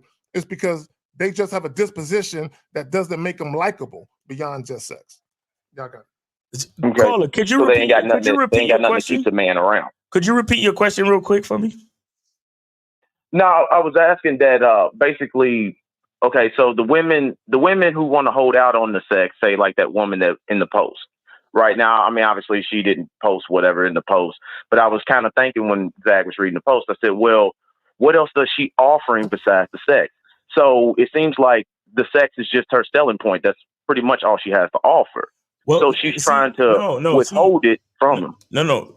See, here's the mistake. Here's the mistake of most men. Most men are doing like you're doing right now, and you're trying to figure out what she has to offer. So you might as well be asking the woman that bitch ass question, what do you bring to the table? That's what you're doing right now. Because this is the mistake that all of you men make. You always trying to figure out the woman. Once you realize that the woman is nothing to figure out. Facts. The woman is nothing to figure out. The only thing you need to figure out is yourself. Once you know what you require of a woman, everything else falls into place. Because the nigga in that post, because my nigga, listen to me. If my woman decided, let's just say she started acting like we could only fuck once a week, guess what? She would not be my fucking woman anymore. So she wouldn't even be posting that shit about a nigga like me. Do you understand me? Yeah. That's a mistake that all of y'all niggas made. Talking about, well, what does she have to offer? Is it just to say? Let me tell you something. I tell a woman what she needs to do in my life because my program is set. So I don't need to sit here and ask no questions about her, bro. That's what I'm trying to explain to you. I see what you're saying. Okay. So let me say this too. About that. See, the post that I posted, she wanted to be perceived a certain way. She wanted to be perceived as angelic, the good girl that don't get down like that. Also, she does because here's the thing: what's probably happened to her in the past is she's dealt with guys and they were judgmental about her sexual side. Maybe they told her she was too freaky. Maybe her sex drive was too high. Okay, maybe she's a nympho or something. So what she's doing is she's gonna make sure that whatever she desires sexually is taken care of by a guy that she doesn't care about whether or not he judges her or not. So what she's doing, she's controlling the flow of information. Like, I want this guy to perceive me a certain way, so I'm not going to fuck him because I don't want him to think this way about me. So everything about her is deceptive. So she's doing it out of fear of the judgment. You said what? She's acting that way out of the fear of the judgment. Well, from him specifically, because with the other guy, she doesn't care about judgment. So with this guy, I don't believe that she's even sexually attracted to her man, right? Exactly. Yeah, I don't believe, because see, and this is the mistake that guys make. See, two things can be true at the same time. A woman can love you but not be sexually attracted to you. Right. That can happen. Just like a woman could be sexually attracted to you but not love you. Now, I just want to put something in there. Listen, guys, you have to understand something. We can debate whether or not she's attracted to the guy, this, that, and the third. But it is the nature of the man that inspires her sexuality. The reason why she's only fucking her man once a week or whatever, once a month, whatever she said, and the reason why she is worried about her perception or her sexual character in the eyes of her man is because of the way that man behaves. Let me explain it to you. He probably only fucks her missionary. He probably turns off all the fucking lights and only fucks her at nighttime. He probably never fucked her in the shower before. He probably doesn't even ask her for head. You understand what I'm saying to you? It is all because of the character of that man. But let that man be the nigga that fucking chokes, spanks, and bites the shit out of her and fuck her deep and raw and talk shit and spank her and all of that dope shit. She wouldn't have a side nigga. Necessarily. She would not have a side nigga. She would be fucking that nigga 2, 3, 4 times a week. And probably be tired on Sunday because he putting it on the too goddamn much. But it's because of his sexual character. And then because then she realized, because she's already a freak. A bitch already gonna be a freak, bro. A woman just look in the mirror and turn into a freak because a woman got curves, she got titties, she touch her clitoris and just fucking go crazy. Women are already freaky. But it's when a man can fucking harness that sexual energy because of his character. Will she be able to fully express her freaky sexual feminine nature? But he's the one that has to lead in that charge. And what's happening in that post that you're not realizing is that she can't fuck him like she fucked the side nigga. Because like you said it earlier, Zach, he's a judgmental type of dude. Mm-hmm. So that means he's one of these he's like a church boy, or he's some type of conservative bitch ass nigga. You know what? Or he probably said it. He probably expressed that maybe he likes her innocence, or maybe he likes all this other stuff, and not saying, hey, I like it when we get down too. Like that. That's what I'm looking forward to seeing you today for. Or he just had a conversation that had nothing to do with neither one of them, and she just peeped game. There's another joint. I did a video about this joint, and it was a post similar to one I read. Well, it was a post, but it wasn't similar. Basically, this guy was having casual sex with this one girl, and one of his female co-workers asked him, "So, are you guys getting serious?" And he said, "No, she's too freaky for me." Right? So, what could be happening is, if anyone is familiar with the Madonna whore complex, what happens is a lot of these guys, when they view when they view a particular woman that they deem to be wife material, when they view her to be a good girl and all of that, they don't want her to do freaky hoe shit. Right. This is why they'll have sex with a call girl, a prostitute, an escort, but when it comes to their wife, they don't want to look at her as a whore. Right. So it could be he's acting in such a way where she is making him wait for sex, and he's like, "Girl, no, you're so precious. Your body is a temple. I don't want to defile you. No, let's wait. It's so precious." And he might be acting like that. But this is the craziest thing. This is the craziest thing, right? Mm-hmm. Okay.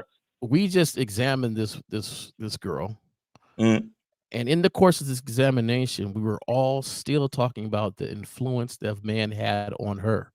Mm-hmm. See, you guys don't understand. Either you're going to influence her, or the world has influenced her. But she's being influenced by men.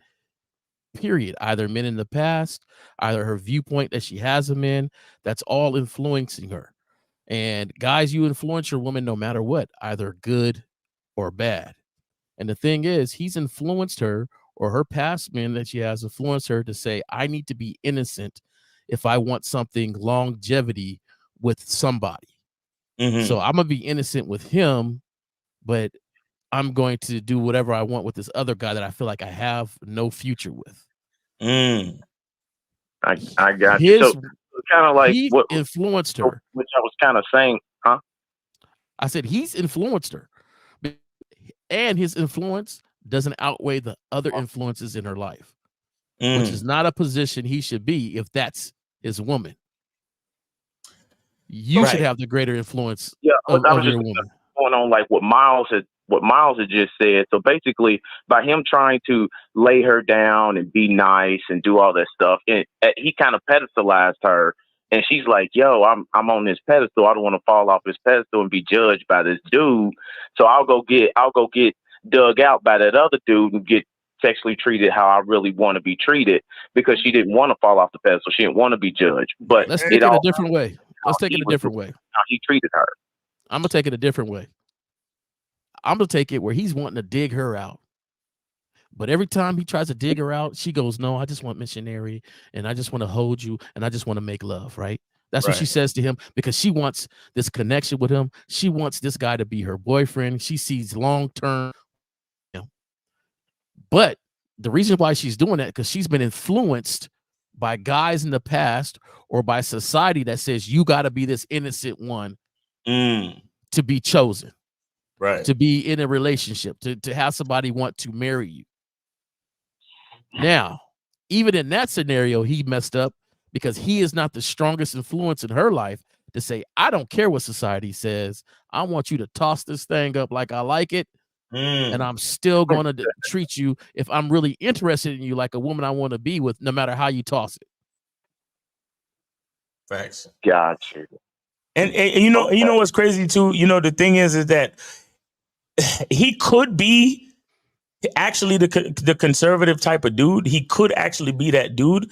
But the crazy part is that most times people are not. People have a certain like gated type of expression when it comes to sex, because a lot of people look at sex as something shameful. You understand what I'm saying? Because here's the thing, a guy like him, let's just say he found out she was cheating and then saw pictures or video of them doing some shit. He would be mad and be like, damn, how come you never done that with me?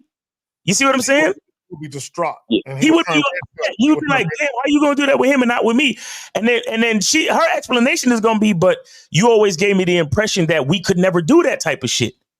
And he's thinking, well, you know, I grew up in a Christian family and they always made me feel like this and I didn't know. And I didn't have enough courage and bravery to express. Because I'll be honest with you, I haven't been a person to spank and dirty talk all my life. I had to develop that. I had to develop that type of shit. Like I was a very silent.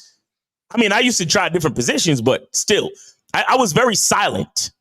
You understand? I would be super conservative when it came to sex in certain aspects of the game. I ain't even gonna lie.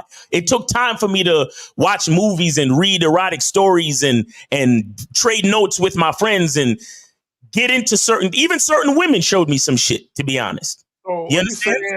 You weren't sexually confident in who you are? Is that what you're saying? No, I just didn't know how to express those different sides of me. Oh, gotcha. Hey, Miles. Oh, Yeah. Miles, don't let I was there too, bro. I never forget. I would say I was sexually in training. So, you know, that's sexually confident in training. So I was on the right path. But I never forget Chris Rock. I never forget Chris Rock in that joke where he was like, you know, you can't ask for stuff. Right? Can you excuse me, you know, can we try this today? Like, can we, you know, you got to be like, hey, I'm on these balls, right? And that was his joke, but that joke made a lot of sense that, you know, the things you want, what would really mess this dude up if she goes, well, you never asked me. You never asked me. Exactly. He'd be like, oh, snap. Like, I didn't. Like, I just, like, a lot of dudes are afraid to even ask their woman to text a woman. Like, some dudes can't even text a woman in the middle of the day and say, hey, shit, tonight I love some head. Right? Just that simple statement, like, yo, you know, warm. You know, I used to say, you chewing some bubble gum, the old school kind, get them jaws straight, right? So that would be the start of it, right? Because I want your jaws. I don't want no complaining about your jaws later on. Like, get it strong. Start chewing the bubble gum today.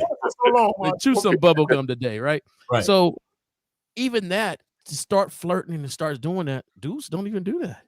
They don't look at their woman or text their woman, damn, that thing looking good today. Right? But that's my point about sexual confidence, because sexual confidence isn't just your ability to please a woman sexually, it's your ability to articulate what you like. What you like. Exactly. About it. Because I ain't got no qualm. I'm telling the chick, but I'm gonna do it in a nasty way. I'm gonna grab the head. I'm gonna need you to suck this dick. Hey, when you do it, look at me. I need you to look at me when you do it. You know what I'm saying? So I got a quick story. Caller. I got a quick story. Details that he tells so well.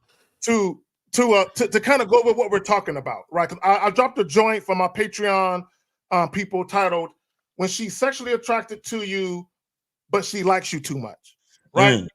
So I got a story I got a real life story to show all you guys what happens when a woman perceives you to be a certain way and she wants you to perceive her to be a certain way, and how that impacts her ability to fuck you at a certain time, right? So real quick, I'm gonna try to be brief. So some of you have heard the story before, but it bears repeating.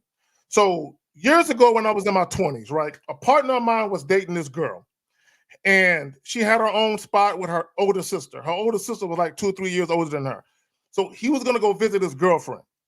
And he asked me, did I want to come along? And he was going to introduce me to the sister. And I'm like, cool, bet. So boom. So I'll go over there with him. He introduced me to the sister. The sister and I hit it off right away. Instantaneous, right? So he go in the bedroom, you know, with his girl, and they doing whatever they doing. Me and the older sister, we in the living room, we making out, we groping, we fondling, we doing everything but fucking, right? So when I go to take off her clothes, she won't let me do that though, right?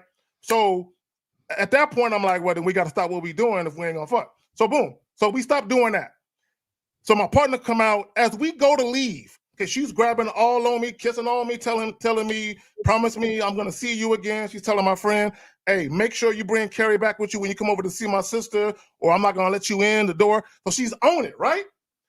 Now, 2 days later, what would you say, caller? I said, no, I'm still listening. Okay, listen, I need y'all to listen. This is important. 2 days later, 48 hours later, he's going back over there to go see his girlfriend. He asked me that I want to come along. I said, no, I'm gonna go ahead and pass. There's another shorty that I met. I'm gonna go ahead and see what's up with that. Because I felt because me and old girl, we hit it off, the attraction was mutual, I can double back to that later. So he took another one of my boys over there. What do you think happened? Smash. He smashed. So I get a call. Yeah, I get a call that evening from her. And she says, I got something to tell you. I want you to hear it from me first. So she tells me, yeah, your friend came over here with your other friend, and we had sex, but it was just sex. It didn't really mean anything to me. I really like you. I hope that doesn't, interfere with us getting to know each other. So I told that story to say this. When a woman is attracted to you, but she likes you a little too much, and she's thinking a little too far ahead about what the future could possibly be like with you and her, sometimes she'll stall you out for sex. But then she'll meet someone else and says, I'm horny, I just need to bust a nut, and she'll let that nigga bust a nut. Now, I was very fortunate where I saw it unfold in real time. Within 2 days of me meeting her and my partner meeting her, I didn't hit, he did. And what happens in real life, a lot of you guys, that's happening with you all the time. These chicks are stalling you out, but there's another guy that they fucking either the same day they meet you, the day before they met you, or the day after. Y'all just got to understand it go down like that. Y'all got it. And I'll say to that, I say to that, then if that's the case, then she probably certain men, like Jay Roman was saying before, certain men in her past probably influenced her to think a certain way about sex. You understand what I'm saying? And so it's like, if that's the case, I'll still pass. I'll still pass because I'd rather you see me, like me, and want to fuck me all together. You understand what I'm saying? Exactly. Right. Because you ain't gonna get a pussy up to somebody else and then act like you like me that much. Don't Like, save mine till later. I'll take it now. Oh yeah, exactly. If you like me, then we fucking now. Like, stop that bullshit. But imagine. Hold on, real quick. Imagine if I didn't know that. Imagine if I didn't know the homie hit, and I'm thinking, you know what? She just that type of girl where she don't want to fuck right away. That must be her thing. Imagine if I thought that.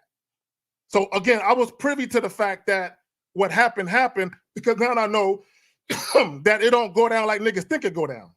All right, caller, you got it. Okay. No, I was just asking. So, I mean, what happened with that particular woman? Did you just charge her to the game after that? No. I wasn't mad at her. She wasn't my girl, and I wasn't mad at my partner either. I just felt like, damn, if Shorty didn't call me, would you niggas had even told me that shit happened? You know what I'm saying? You wouldn't have had me fucking with old girl, like you know what I'm saying?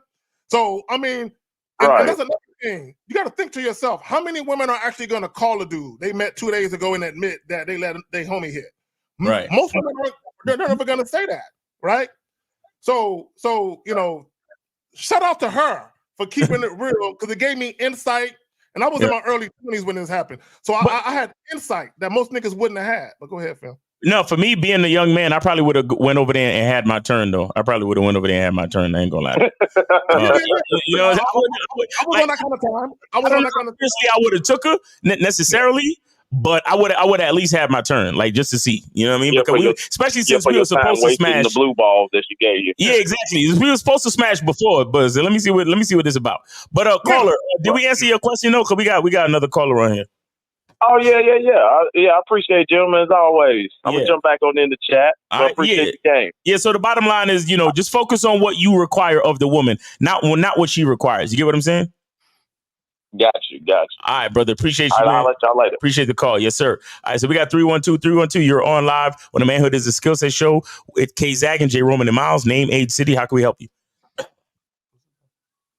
Hello. Well, you got to speak up, fam. You hear me? Yeah, we hear you. What's up? Yeah, I had a lot of thoughts, but I'm just gonna put a statement out. Like, I'm a firm believer in. Hold on. Name, age, and city, brother. Oh, Thomas, 44, Chi-Town. All right, go ahead. I say I'm a firm believer in if the woman is digging you and all this and that.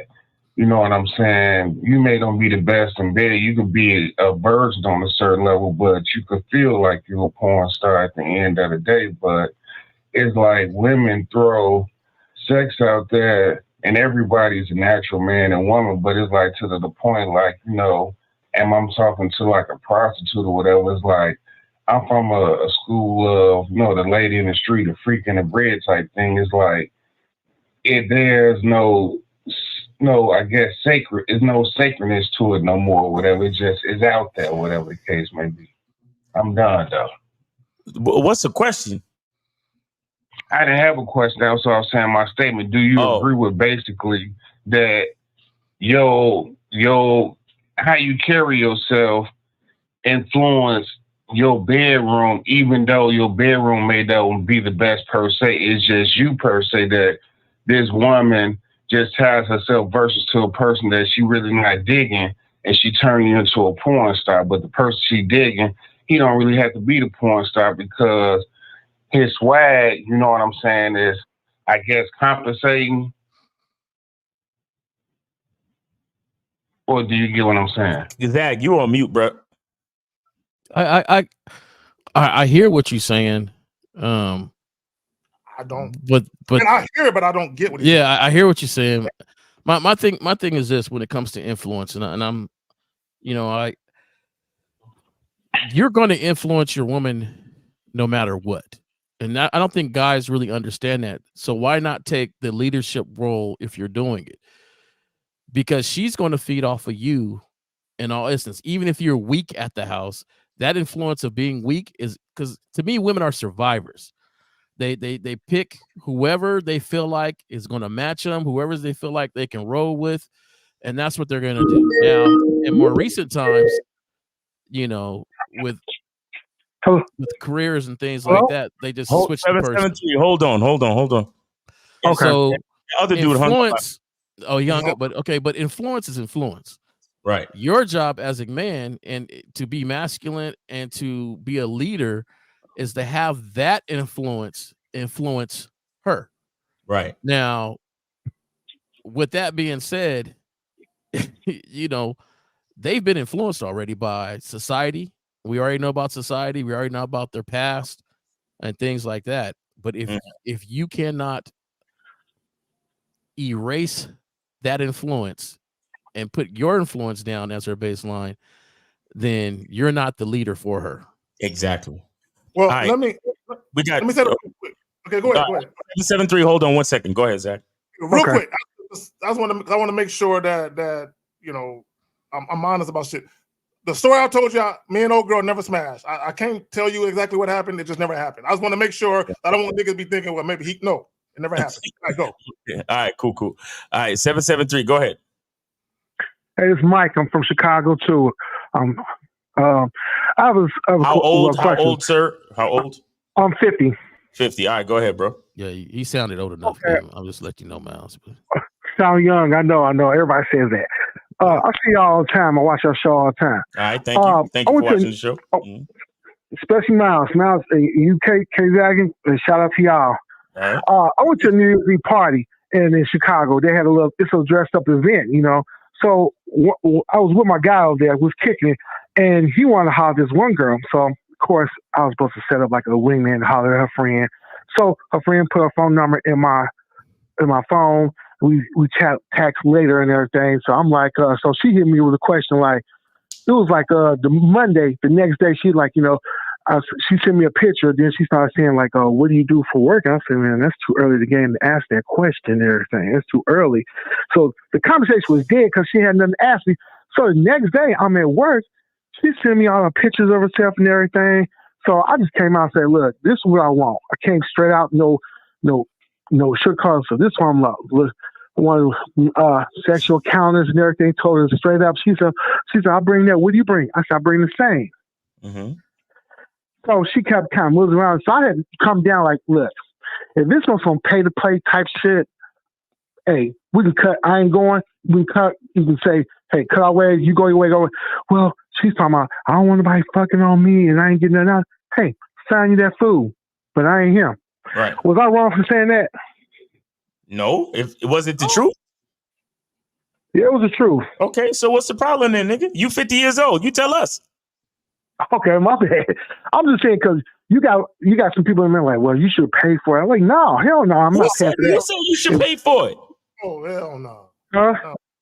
Oh hell no. Let me say. I ain't never said no pay to play. Speaking of paying for it, shout out to Tony Praying Manson with the $2. Donate to the game. We're building your channel. Thank you, brother. So caller, I'm glad you told that story because I want guys to understand something. See, what she did was she gave you the misleading impression that she was attracted to you sexually. And then what she did to kind of wet your beak a little bit was she started sending you pictures, right? And the reason why she did that is because it works for other guys that got tender dicks that are easily swayed by sex. It worked for them. I mean, it worked for other men in the past where she was able to do that and get what she wanted. So what she was doing was soliciting you. You know what I'm saying? And in a very crafty, deceitful way, basically was she basically paid trying for to groom you. Yeah. Now she'll send me the pictures. She said, "We think my pictures." I said, "They okay?" You bogus. Why you say? I said, "They okay." What kind of pictures did she send you? Were they naked pictures, nudes, titty pictures? Like what did she send you?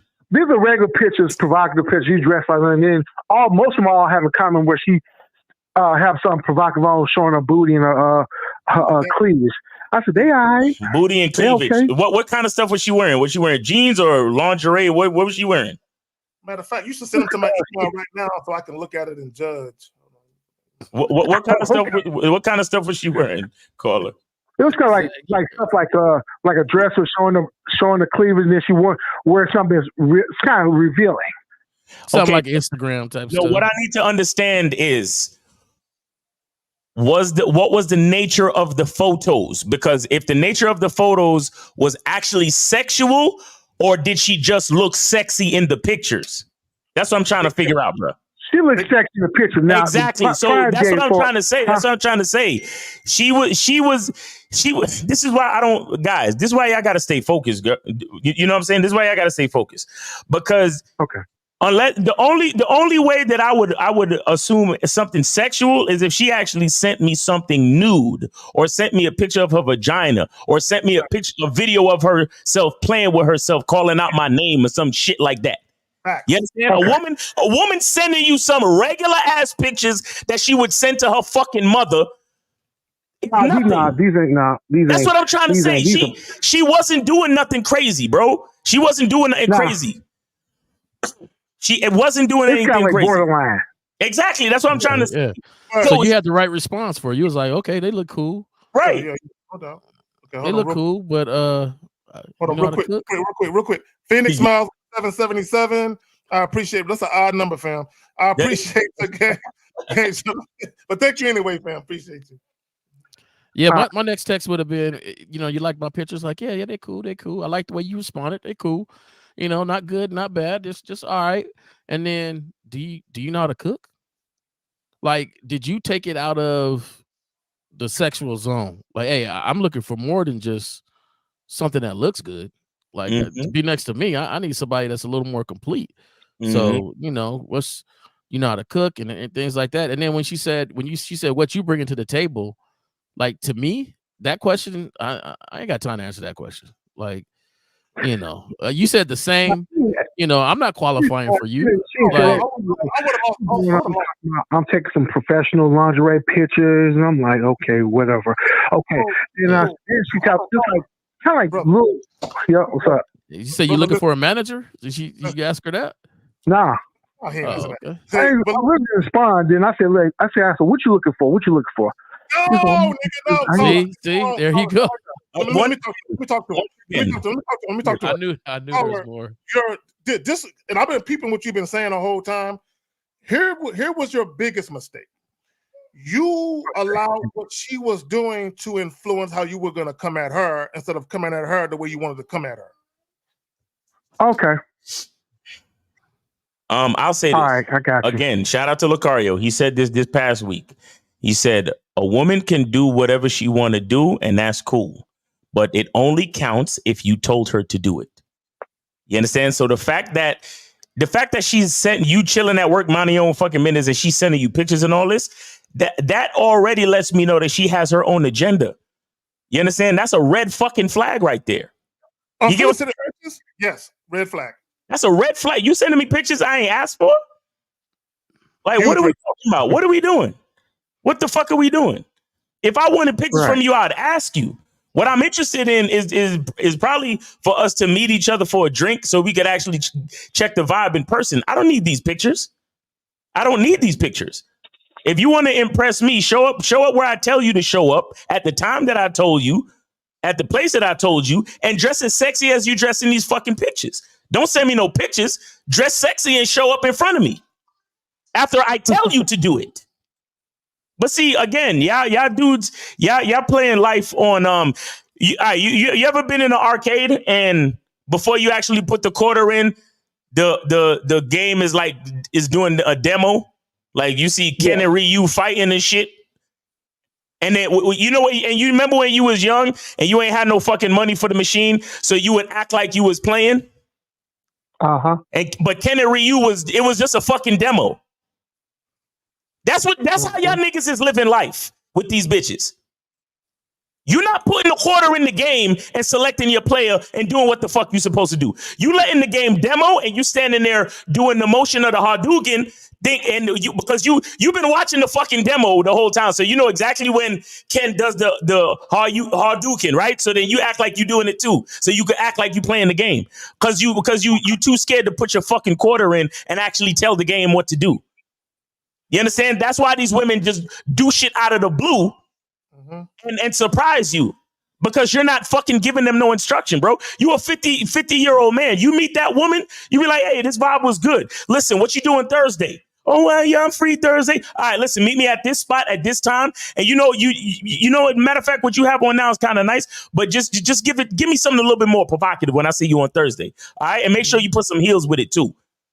All right, Daddy, I'll see you on Thursday. I'm looking forward to it. That's what you need to be doing, bro. Not sitting there asking yourself questions after she did something unprovoked. And then you got a battery in your back because she sent you the pictures, and that prompted you to say shit. So, and to Miles' point, this is what's happening, caller, and for anyone listening. Okay. If you don't dictate to the woman, you're going to be dictated to. Okay, meaning what she did was she tried to insert her agenda in the equation because you didn't lead and basically because if you would have let her know out the gate, this is what I'm trying to do, you would have actually found out before all of that other shit happened that this chick wasn't really bad about it. You would have knew, and you would have saved yourself some time. You would have saved yourself all that guesswork of trying to figure out what time she on, because this is what you do. You let her know what you're trying to do so she knows what time you're on. And here's the thing, I need you guys to understand something. When you're very transparent, very direct, and very assertive with women, they have no choice but to reveal themselves to you. They're going to reveal to you whether or not they about what you about or if they're not about it real quick. But if you wait too long and you let the woman kind of lead and dictate the flow and pace of the situation, you're going to falsely believe that she wants something that's in line with what you want, but all she's doing is giving you the misleading impression that you can get what you want. But what she gonna do, which is what she did, she sent you the pictures to entice you, thinking that if I entice him enough, making him believe he can get some ass out of it, now what I'm gonna do is put my foot on him and apply pressure and get him to do what I really want him to do. And just maybe, I might give him some pity pussy if I can get compensated for my time the way I want to get compensated for it. Now, caller, at the end of all that, you said you told her, nah, I ain't the one, right? Right. Okay. So ultimately, at the end, you kind of seen that something wasn't something wasn't right, and you know, this ain't my lane. I'm gonna be in today. Right. Right. Okay. So now that's great. And so this is the advanced level of what they're talking about. Right. One of the best things we could do is recognize, hey, this ain't our lane. Like you ain't gonna be the one that, you know, that's vibing with me. But now what they're saying is that there's different ways or things that possibly you could have did and taking control of the situation. Now the interaction might still be the same, but you wouldn't have that question that you had was, did I do all right or did I do the right thing? Okay, because you would have known, like, yo, this is with my agenda, my plan for getting it, we could have saved a lot of time. Caller. Well, your plan wasn't made yet. You let her make your plan. Caller, See, listen. That's the difference of what we're saying. Okay. Caller, listen. Whether we're trying to go out on a date or we're trying to create the next generation, whose information is primary? Mine. The man's, correct? Correct. Okay, so here's what you need to do. A matter of fact, let's rewind and let me ask you, what plan did you have? Or what, for any woman that you meet, what plan do you have, sir? I said I will figure out if I want to smash or make something. No. All right, Miles. If I say Miles, what plan do you have for any woman that you meet? For any woman that I meet, I would like to meet her on an evening, anytime after 7:30 for a drink. We will meet, have a drink, have a conversation, and check the vibe. If the vibe is good, I'll offer her to come back to my place that evening. If it's not convenient, I'll set up the second date if it makes sense, and I'll let her also know that on the second date we will be getting intimate and or physical. You understand? That is the protocol for Miles Cunningham with any woman that he meets that he finds attractive. Okay. Now, caller, what is your protocol for any woman that you meet?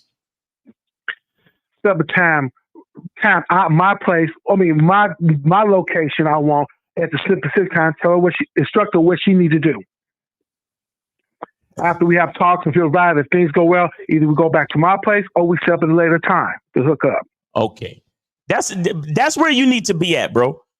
You a 50-year-old OG nigga in the game. We ain't got time to be pussyfooting and stuttering, my nigga. Because, I'm 42 years old. I'm about to be 43 this year. And I already feel like my time is running out, okay?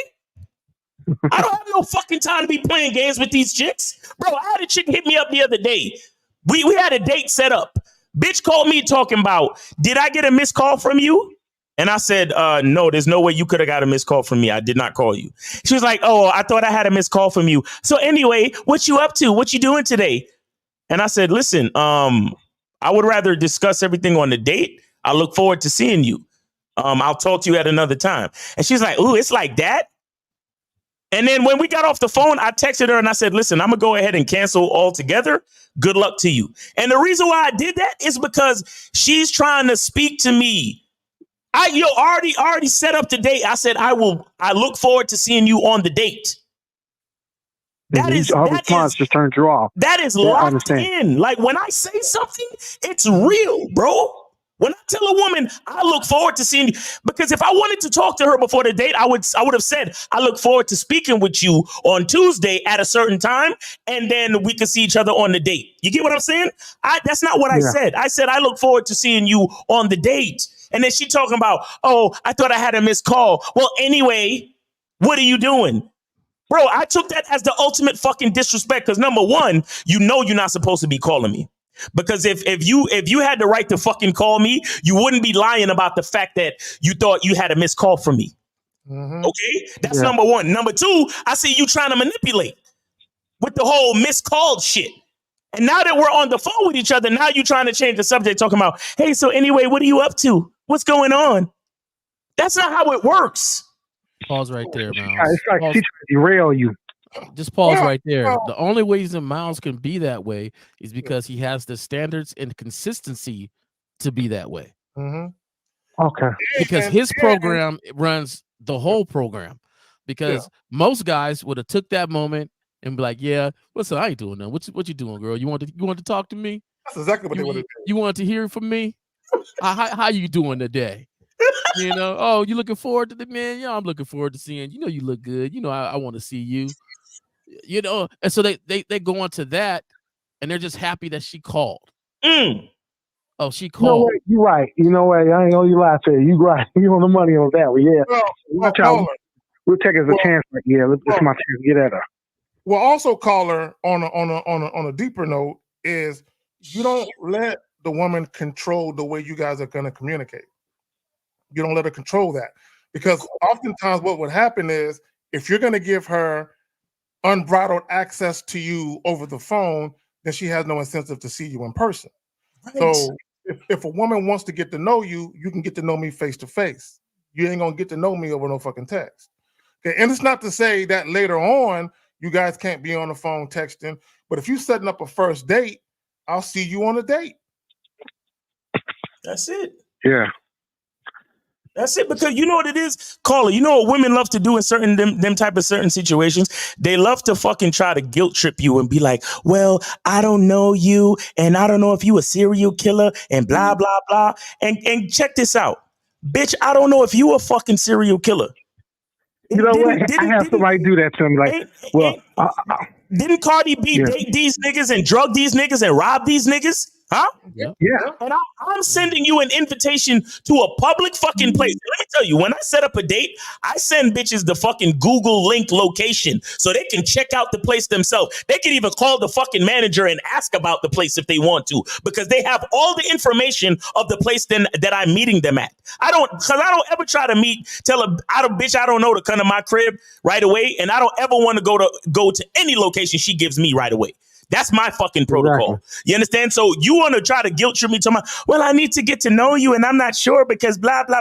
Listen, bitch, I'm not sure, but I'm confident enough to take out some of my time and energy to come and meet you. So I need to know that you have that same fucking interest. And if you don't, then you're not my type of woman. But see, if you don't have a protocol, you're macking on fucking accident with these hoes. And that's why these chicks start to date, bro. These chicks are manipulating from the very fucking beginning. Like, let me tell you something. In almost every interaction with a female, especially, there is a moment. There is a particular fucking moment where the power is either going to be bestowed in your hands or in hers. And so many times, niggas stare the fucking devil in the face and they blink. Because when that chick called me the other day talking about, oh, I thought I had a missed call from you, I was staring the devil in the face. And I did not blink. I said, devil, get thee behind me. I'm going to have to cancel this date altogether because you're the devil. I only fuck chicks that are sent from God because I'm the closest thing to God. So therefore, she's already submitting. She's putting the power in my hands. So when I say I will see you on the date, she knows that is when I'm going to speak to her. She knows it because God told her. God meaning me. So caller, I'm gonna connect some dots for you real quick. All right. Yes, sir. All right. She tried to guilt you. She tried to guilt you too.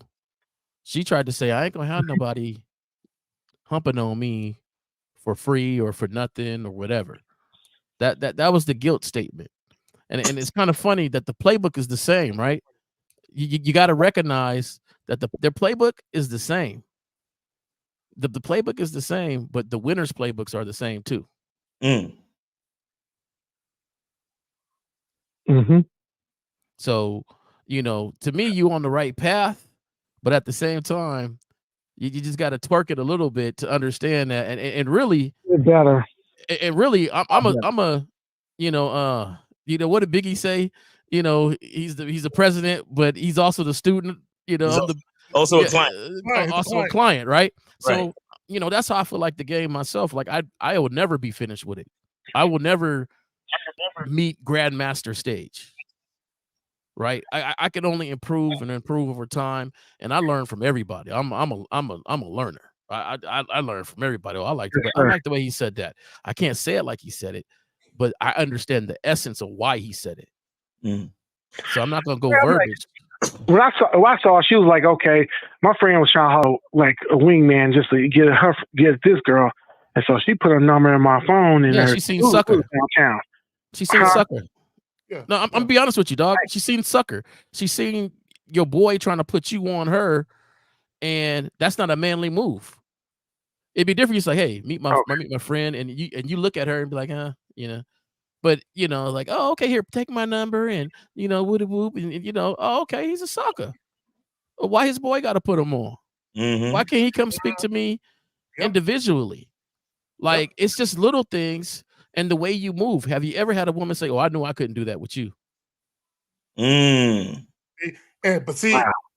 But caller, here's the thing, and I did a video. You should check it out. I was talking about the perception of inexperience is why you struggle.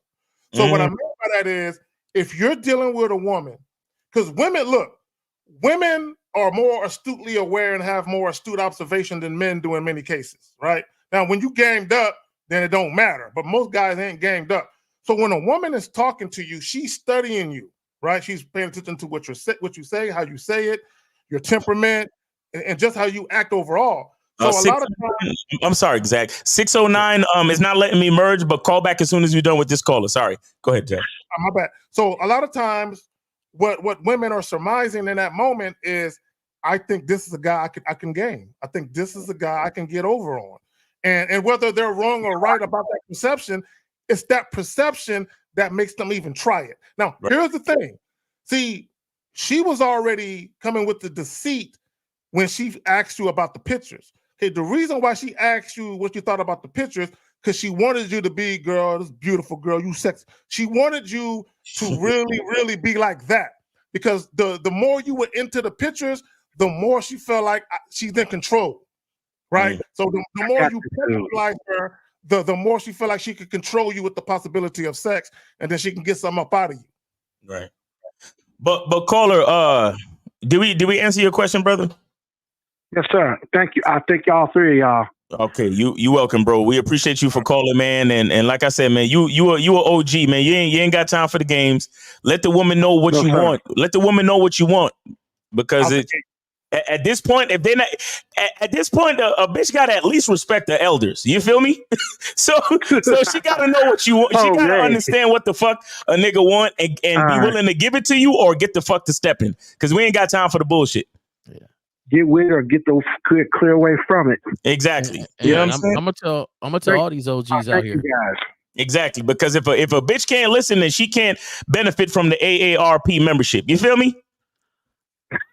Hey, I'm gonna tell all you OGs out here. I'm gonna tell all you OGs out here. If you pop that Viagra pill that take 30 minutes to work, and you ain't fucking within 30 minutes, you know your game is off. You might want to call somebody. You might want to get on one of these memberships and refresh your game. Okay, I just want to let y'all know that, right? Some of y'all done popped the pill. It ain't fucked. Okay, so you might want to go ahead and refresh your memberships. And get on somebody's game, man. Refresh it. We know you used to have game back in the day. Just get a little refresh. Exactly. This world is brutal. It didn't tarnish just a little bit. You come to the right place to get refreshed, though. You come to the right place for that. Yeah, get refreshed a little bit. Appreciate you, caller. Take it easy, brother. All right. Yeah, bitch. If you wanna take advantage of that early bird special with me, you better act right. Yeah, feel me. There you go. There you go. We can be at Denny's if you act right. Goddamn. We can be at Denny's if you act right, bitch. LeBron with the 20. You know what I'm saying? Oh, LeBron with the 20. Shout out to LeBron. For real. All right, so we got 609. 609, you are on live with the Manhood. On the Manhood is a skill set show with K-Zag, J. Roman, and Miles. Name, age, city. What's up? Hey, what's up, y'all? It's Rudy, 22. All right, Rudy, 22. What's going on From with you? Jersey. All right, yeah, Jersey. from Jersey. Yo, I just want to start off by saying, yo, love the game that y'all spitting, man. Love the consistency of what y'all of the work that y'all do, man. Yes, love the work. Yes, sir. So anyway, I have just like one question, right? It's one thing that I've been like struggling with lately. So it's like when you're out here like setting up, dates with women, right? Does it matter how you set up the date? Like for example, what I mean by that is let me tell you what I mean by that is when you walk up to a girl and you say, "Hey, what's up? How you doing today? My name is such and such. What's your name? The reason I came over is because I thought you was attractive, and I think me and you should definitely meet up for a drink sometime this week." Mm-hmm. Versus you go up and you say, "Hey, how you doing? Yo, I must say I love how sexy you look in that dress. You should definitely wear it when me and you go out this week." Mm-hmm. I mean, either one is good. Yeah. So this is what I would say to you. And I don't want you really guys give a compliment on the first interaction, but let me say this. This is the thing. Make sure that whatever you're saying, that is within your wheelhouse. That is actually part of your personality, and it's not forced. And you didn't hear, something online, and you're trying to integrate that into your situation, but it really ain't you, and you're just saying it because you think it sounds cool. Now, this is what I would tell you. Regardless of what you say or how you present it, you do want to have a plan. Okay, period. You do want to have a plan, and you do want to let the woman know why you're speaking to her, why you're in her face talking to her. So if you do have a plan of meeting up, grabbing a drink, or whatever it is you're doing on a date, you do want to let her know that and establish that so you can get her to respond to that.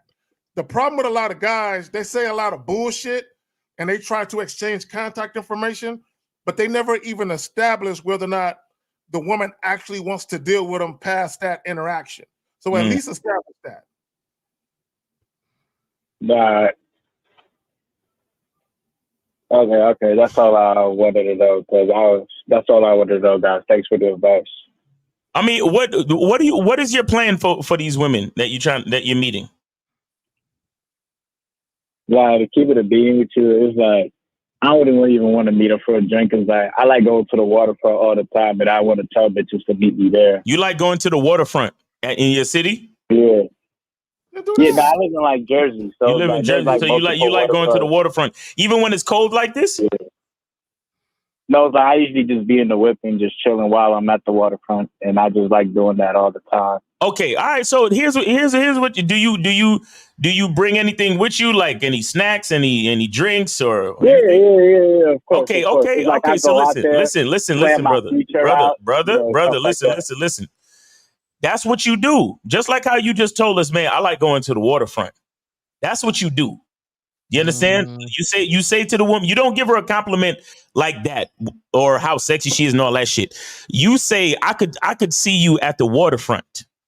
You understand? Because I love going to the waterfront and checking out the scenery, and you would be a great compliment to that scenery. I would love to invite you out to the waterfront this weekend. Are you available? What are you doing this weekend? We could probably check out the sunset, some shit like that, and chop it up and see what the vibe is like.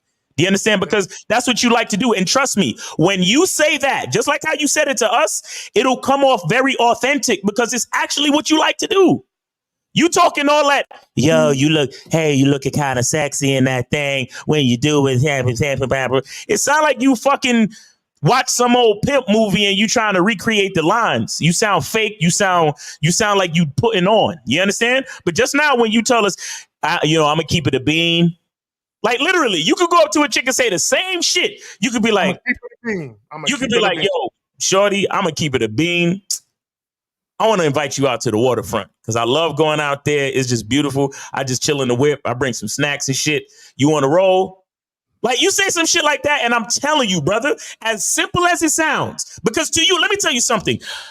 The problem with the value that a lot of men don't see in themselves is that you don't see the value in the things that you already do for yourself. So when you try to present that to a female, you're a shit.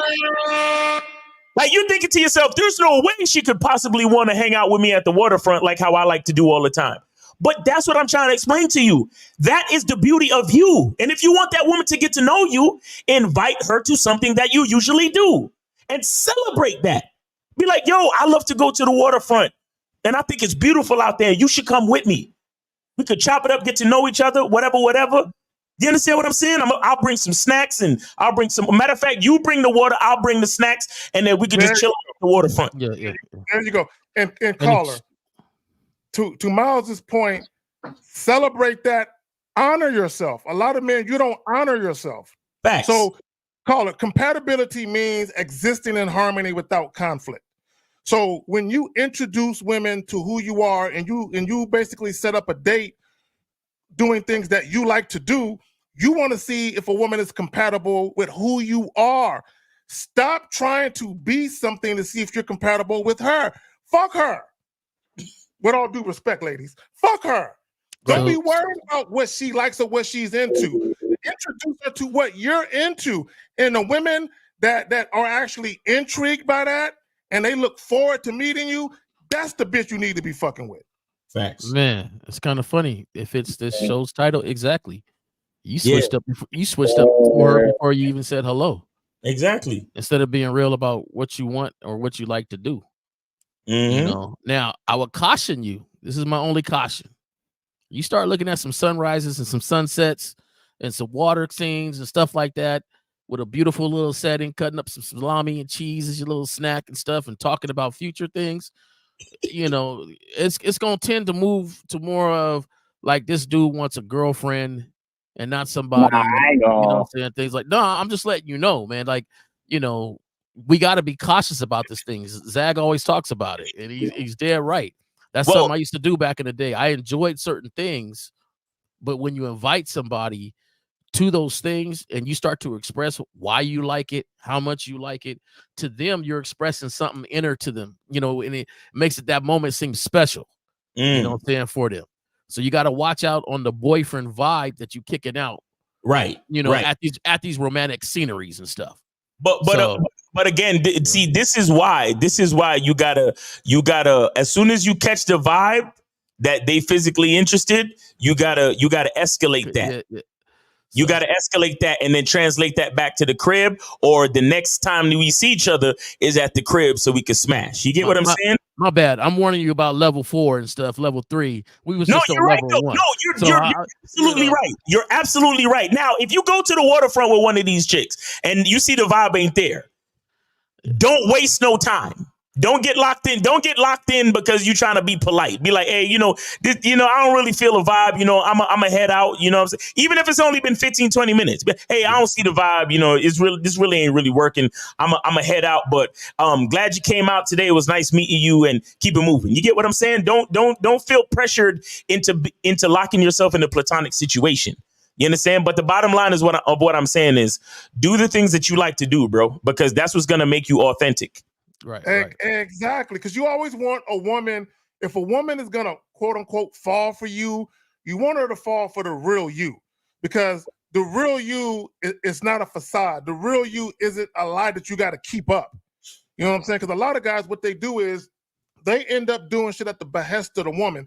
They do the shit they think that they got to do for her to get what they want, which in most cases is the sex.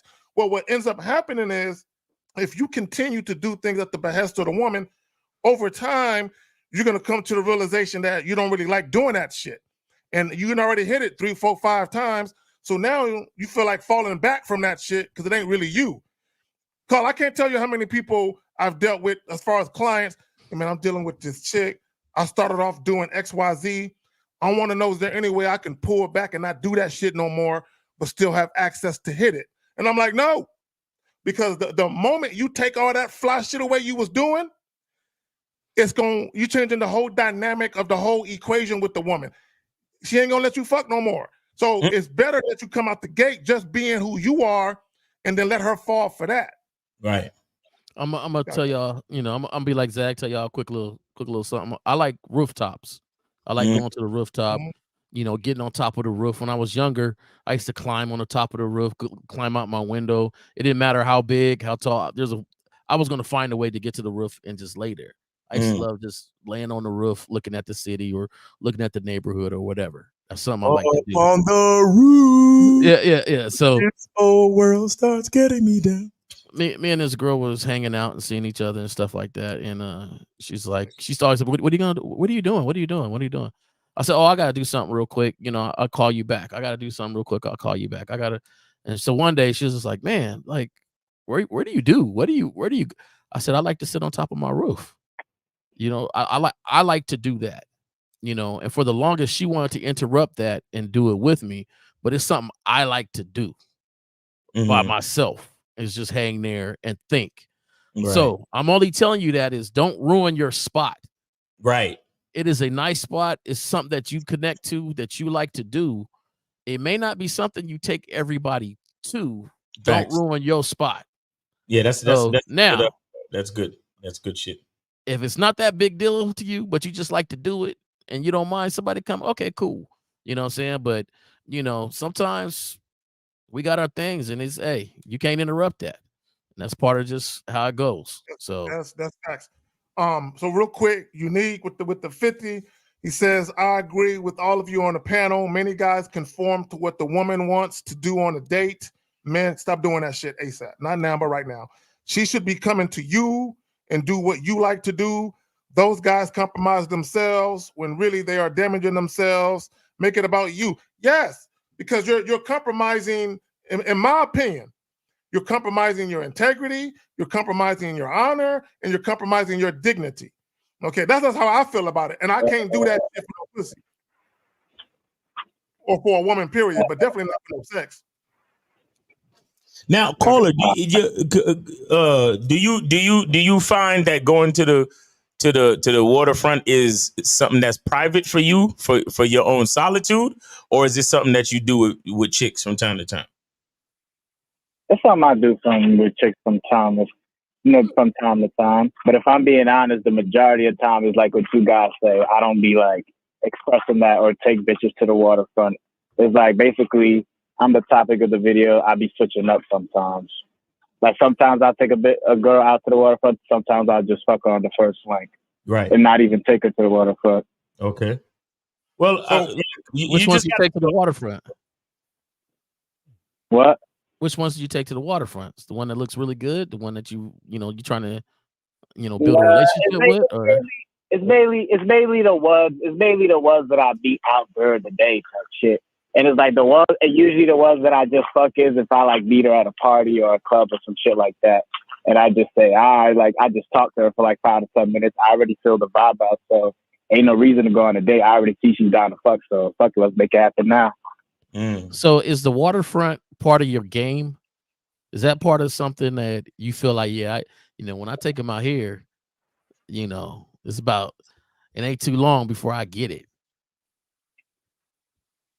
I mean, it ain't really part of my game. It's just something that I like doing anyway. So it's like, sometimes I look at it like, if I invite her out here, and it's like she doesn't want to do anything, then it's like I like coming out here anyway. Because it's like I feel like I'm gonna get shit done anyway.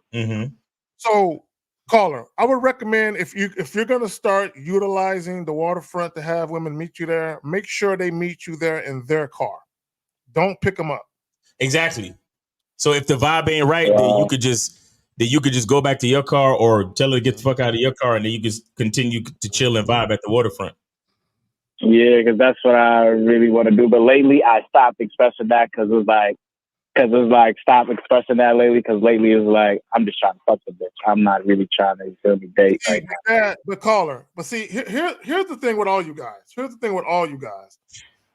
Y'all have to already stop trying to base what you want on the individual woman. Okay, just have a plan for all these females. Like, this is what I want.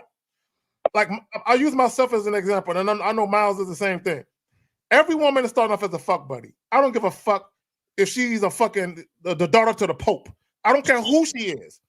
Every woman is starting off in the fuck buddy role. Right. If that's a problem for her, I ain't fucking with her. It's that simple. But the problem is, you guys, y'all be so desperate now, caller. I'm not saying that this is you, but if it's you, nigga, then it's you. Y'all be so desperate to fuck these chicks that you're willing to make concessions and accommodations for certain women, especially if the woman is beautiful and all that, you know, just to make sure you still got an opportunity to have the woman in your life. Bro, I don't care enough about these bitches to do that. Okay, I really don't. Okay, it doesn't mean that I can't care later. I don't care in the beginning. Zach, it's him. He's 22. It's him. Like let's be honest. It's him. And because you're all over the map. The longer we talk to you, it's like you're all over the map now. And that's one of the first signs that we notice when people don't really have their own masculine identity. You're all over the map right now. You're 22. We understand that. You don't, but I would precaution you right now to start thinking things a little deeper, because right now it seems like it's all about the women, no matter how. Like this might be your smooth technique, or this sort of advice might help with your game for women. But if you really think about it, this show really, we may mention women and talk about women and give advice about the things that people are doing. But at the same time, it's really for you and your masculine identity. So with that being said, once you get that under check, this issues right now we talking about won't be an issue for you, man. Hey, caller, do you fuck in your car? Yeah. Okay, you got tents? Nah, I don't really got tents, but it's like you can't really see inside my car. Okay, well, all I'm saying is that the shore, you know, the waterfront might, you know, you could, since you already fucking your car, then the waterfront just might be the place. You feel me? Like, because you a young nigga, you really want to fuck as soon as you meet anyway. So meet me at the waterfront and be like, hey, we're gonna have a picnic in the back seat, and then the next thing you know. Okay, one thing I'll say to you is don't bring any flaming hot Cheetos and then try to finger pot the bitch. Don't do that. Caller. So this is what I would do if I were you. You need to have a smash kit. Get yourself some Febreze or something like that. Get you a blanket, a pillow, and some wet wipes. Some wet wipes. That's what I was gonna say. And a towel. Some Febreze and a towel. And a blanket and a pillow, right? But when Miles asked you, when Miles asked you, did you fuck in your car? You were like, yeah. You should have been like, hell yeah. Nigga, say it proud. Say it with your chest. Yeah, y'all be laying things out in the back seat. That's what I'm saying. Niggas is ashamed, though. Yeah. That's what I'm saying. Dudes be ashamed that they hold steez. And it's like, how you expect a woman to want to roll with you if you ashamed, my nigga? Like, stop. Like shout out to 50. I would be surprised. In Mr. 1950, he said he'd keep a fucking pillow in the backseat. There you go. Yeah, y'all be surprised how roomy in the inside of Geostorm is. Hey, bro. And it don't matter the woman's age. I don't care if she's in her 20s, 30s, or 40s. They all in the car. No, J. Roman. You ain't never been a little nigga. So you telling me a Geostorm could fit you? Oh, bro, you be surprised how Geostorm, how roomy it is in the inside. It ain't, man, as soon as you lay all them chairs back, it is roomy. I am telling you. This nigga ass on the window, pressed up against the window and shit. Nah, man, you be surprised. I was shocked. Like, this thing is comfortable in here. This thing is comfy. Oh shit. the multiple positions you afflict. All right, on that Biggie shit. All right. Nah. Yeah, I ain't gonna lie, Miles, you right there. I was ashamed a little bit that I fuck in my car, because sometimes I be dumb. I'm at the probably want to do that. Bro, no. I just said it don't matter if a woman is in her 20s, 30s, or 40s. They all fucking in a car at some point. Bro, do you know some of the places I've fucked? You know, bro, I've fucked in an abandoned building under construction on a piece of fucking cardboard on my lunch hour. I fucked in a hospital bathroom. I fucked in a Mexican spot bathroom. I fucked on the side of the street with people walking past. Bro, what are we talking about? Okay, caller. Since we're talking about that, I fucked in a mall bathroom more than once. Caller, when you leave the movie theater and you exit, I fucked right there in that exit. You know what I'm saying? Right there in front of the fucking building. Like, open the door, back the car into the parking space, and open the door and fuck in the parking deck. What are we talking about?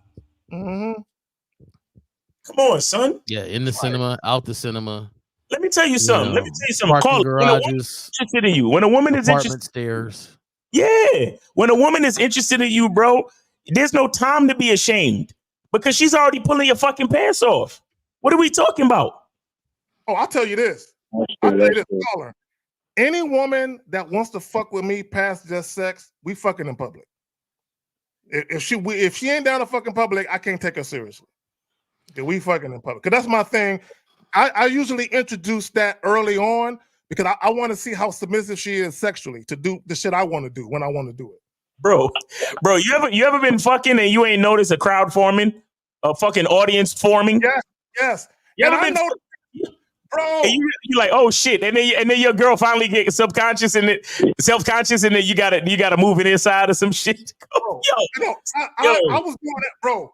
Outside of the movie theater, I had a chick up against the wall, and there were people forming. They were stopping their cars, and so here I am, bro. You know, looking out for her, and I'm like, hey man, people come in. Let me go ahead and let you off this wall. She was like, no, don't stop. I don't give a fuck if they're watching. And I'm like, you freaky bitch. That's what I like.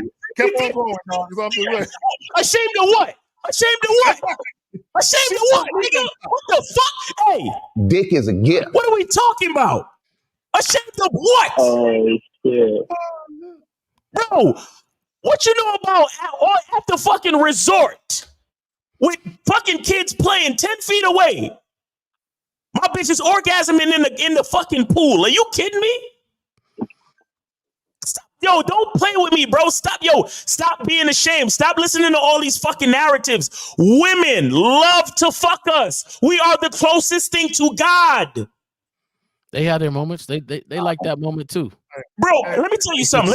It's exciting. Bro, let me like that. Real quick that I heard the other day. Let me tell you something real quick that I heard the other day that I never really thought about it. But you have to understand that semen is literally the best part of a man. This is the reason why so many women swallow sperm, because it is literally all of the nutrients that you ingest. The most pristine parts of those nutrients is what makes semen. Do you understand that? Because semen is what goes into the woman's body to create a healthy human being. So in essence, the semen is the best part of a man. It is the fucking miracle liquid from God. Are you stupid? And you over here talking about being ashamed? Stop playing with me. Dick is a gift. Stop fucking playing with me. You can say that semen is God's nectar. Okay, it's actually good for the kid. This dude 22. He ain't ashamed. You know, he playing ashamed, but he didn't brag to his bros that he didn't smash it in the car. No, right? But that's the stupid part though. He bragged to his bros, but then when he's standing in front of the bitch, he's ashamed. Yeah, like come on, man. Like all I know is this, man. On your road. Because the majority of the bitches I fucked was in the car too. So I don't know why you're right. I am being ashamed for. Man, bro. On your road of learning and growing, man.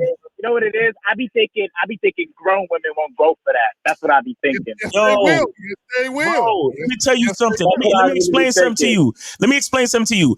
A woman's biggest thing is to be desired by a man. So if you desire me enough that you can't even wait for us to get to the hotel or back to your place, that is a big compliment to most women. Do you understand that? Bro, it's a woman who don't really like you who gonna be like, oh my God, why we fucking in the car? Exactly. Oh my God. If a bitch do that, she don't fucking like you, nigga. There we go. Speak to it. There we go. What the fuck you know about taking off t-shirts? It ain't got to be dark. And hanging them over the fucking window and then winding up the window. Back in the day when we still had the window crank, you put the t-shirt over the window and you wind up the window. You put the two backseat windows, nigga. The fuck are we talking about? And A then woman wants to feel that excitement, like, oh my God, I need you. I want you now. Just get in the back seat and work this out. Look, okay, let me say this, caller, and you can look it up after we're done. There are a lot of women that are into exhibitionism, which is being watched, or voyeurism, where it comes to actually watching people. A lot of women are into that shit, right? So, and here's the thing, caller, don't be one of those guys where you get into a relationship with a woman and you really don't know the full depth of her sexuality because you never pushed the boundaries. No, push them boundaries, nigga. Push them. So that way you can know everything there is about her that she likes, and you can also introduce her to shit that she didn't know she would like. Dick is a gift. In the middle of a Home Depot parking lot with the engine running. Home Depot. Keeping it cool in the inside. Hey. I'm telling you, it'll get foggy. The windows will foggy up. Yo. And if you're doing it right, she won't notice anybody. She won't notice anybody around until at the end. And that's when the smiles come out because she realized what she did, but it's exciting. It ain't the same old thing, But this is my last thing to you, caller, that I'm going to say. As you continue to learn and grow, make sure you establish your masculine identity. So that way you understand, yes, sir. As you go on your road, you're 22, enjoyable time, keep enjoying it, but make sure you start to identify yourself, the masculine man, and start to really develop that. Yes, sir. And caller. Okay. All right.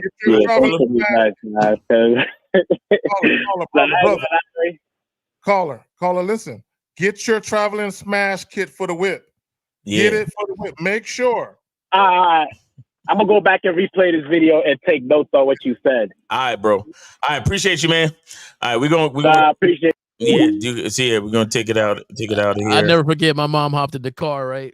And I had my bag there. And she goes, "Oh, what's that?"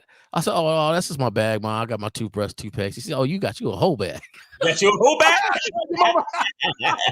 Wait a minute, Mama. Wait, how would you know about a whole bag? Oh, never mind. I want to know, Mama. Never mind. Yeah. So you put your toothpaste, your toothbrush, you got your mouthwash in there, you got your little spray, you got your towel that you're gonna roll up, you got a face towel in there just in case you need to wash off. Sometimes you keep a little water. Like there's different little things you got to keep in there. Make sure you fresh. Make sure you got to change your clothes in the back of the car. Make sure because you never know. Sometimes you in the car, boom, boom, and then the splash come, and it takes your shirt. It takes over your shirt. Y'all know what I'm talking about. That splash that happened that takes over your shirt. You can't wear that shirt no more.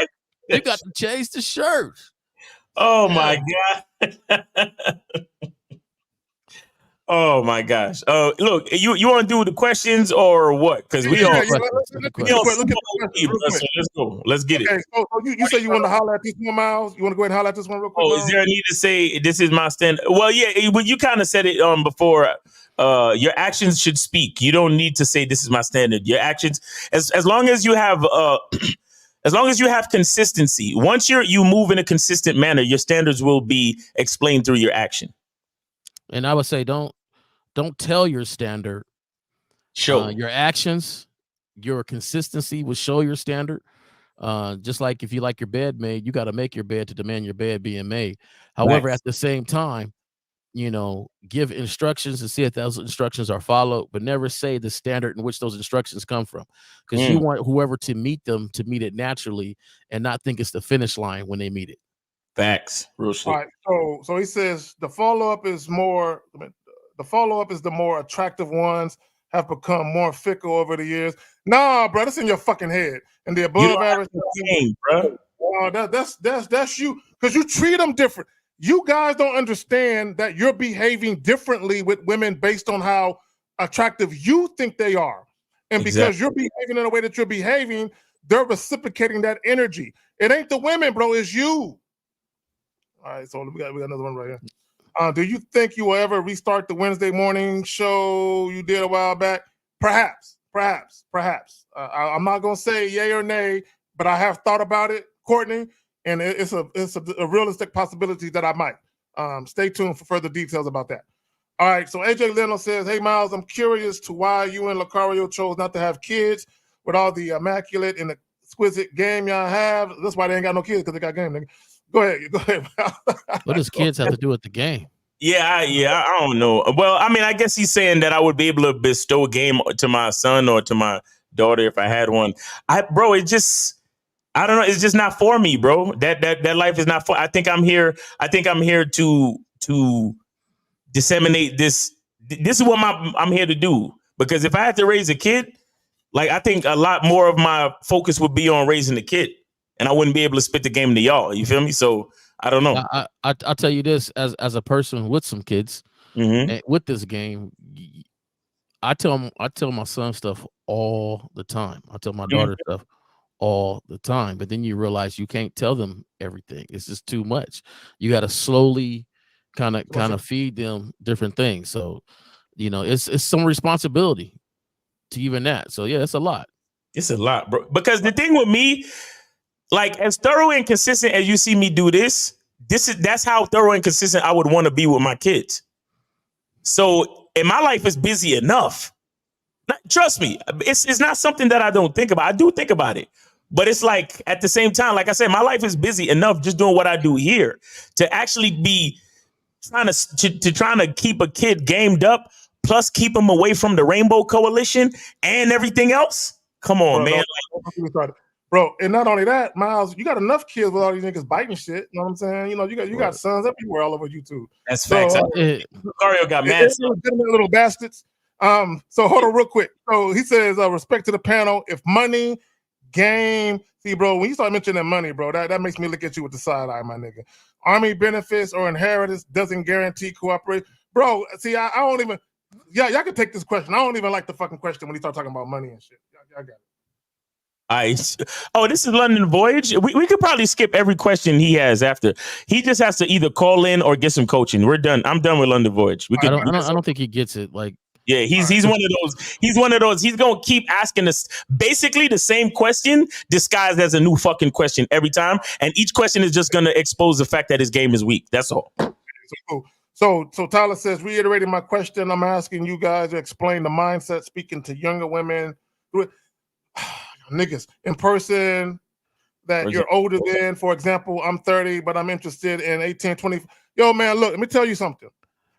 Every woman that with the exception of one, out of the 3 serious relationships I've had, women were anywhere from about 7 years to 11 years younger than me. Every last one of them. All of them were 7 years to about 11 years younger than me. I'm the same nigga, dog. I don't care if I'm talking to a woman my age or a woman 10, 15 years younger than me. I'm coming the same way. It don't matter. Same way. Yeah. That goes right back to the title of the show. Like, stop switching up for women. Old women, young women, ugly women, pretty women, white women, black women. It don't matter. The bottom line is for you to be you.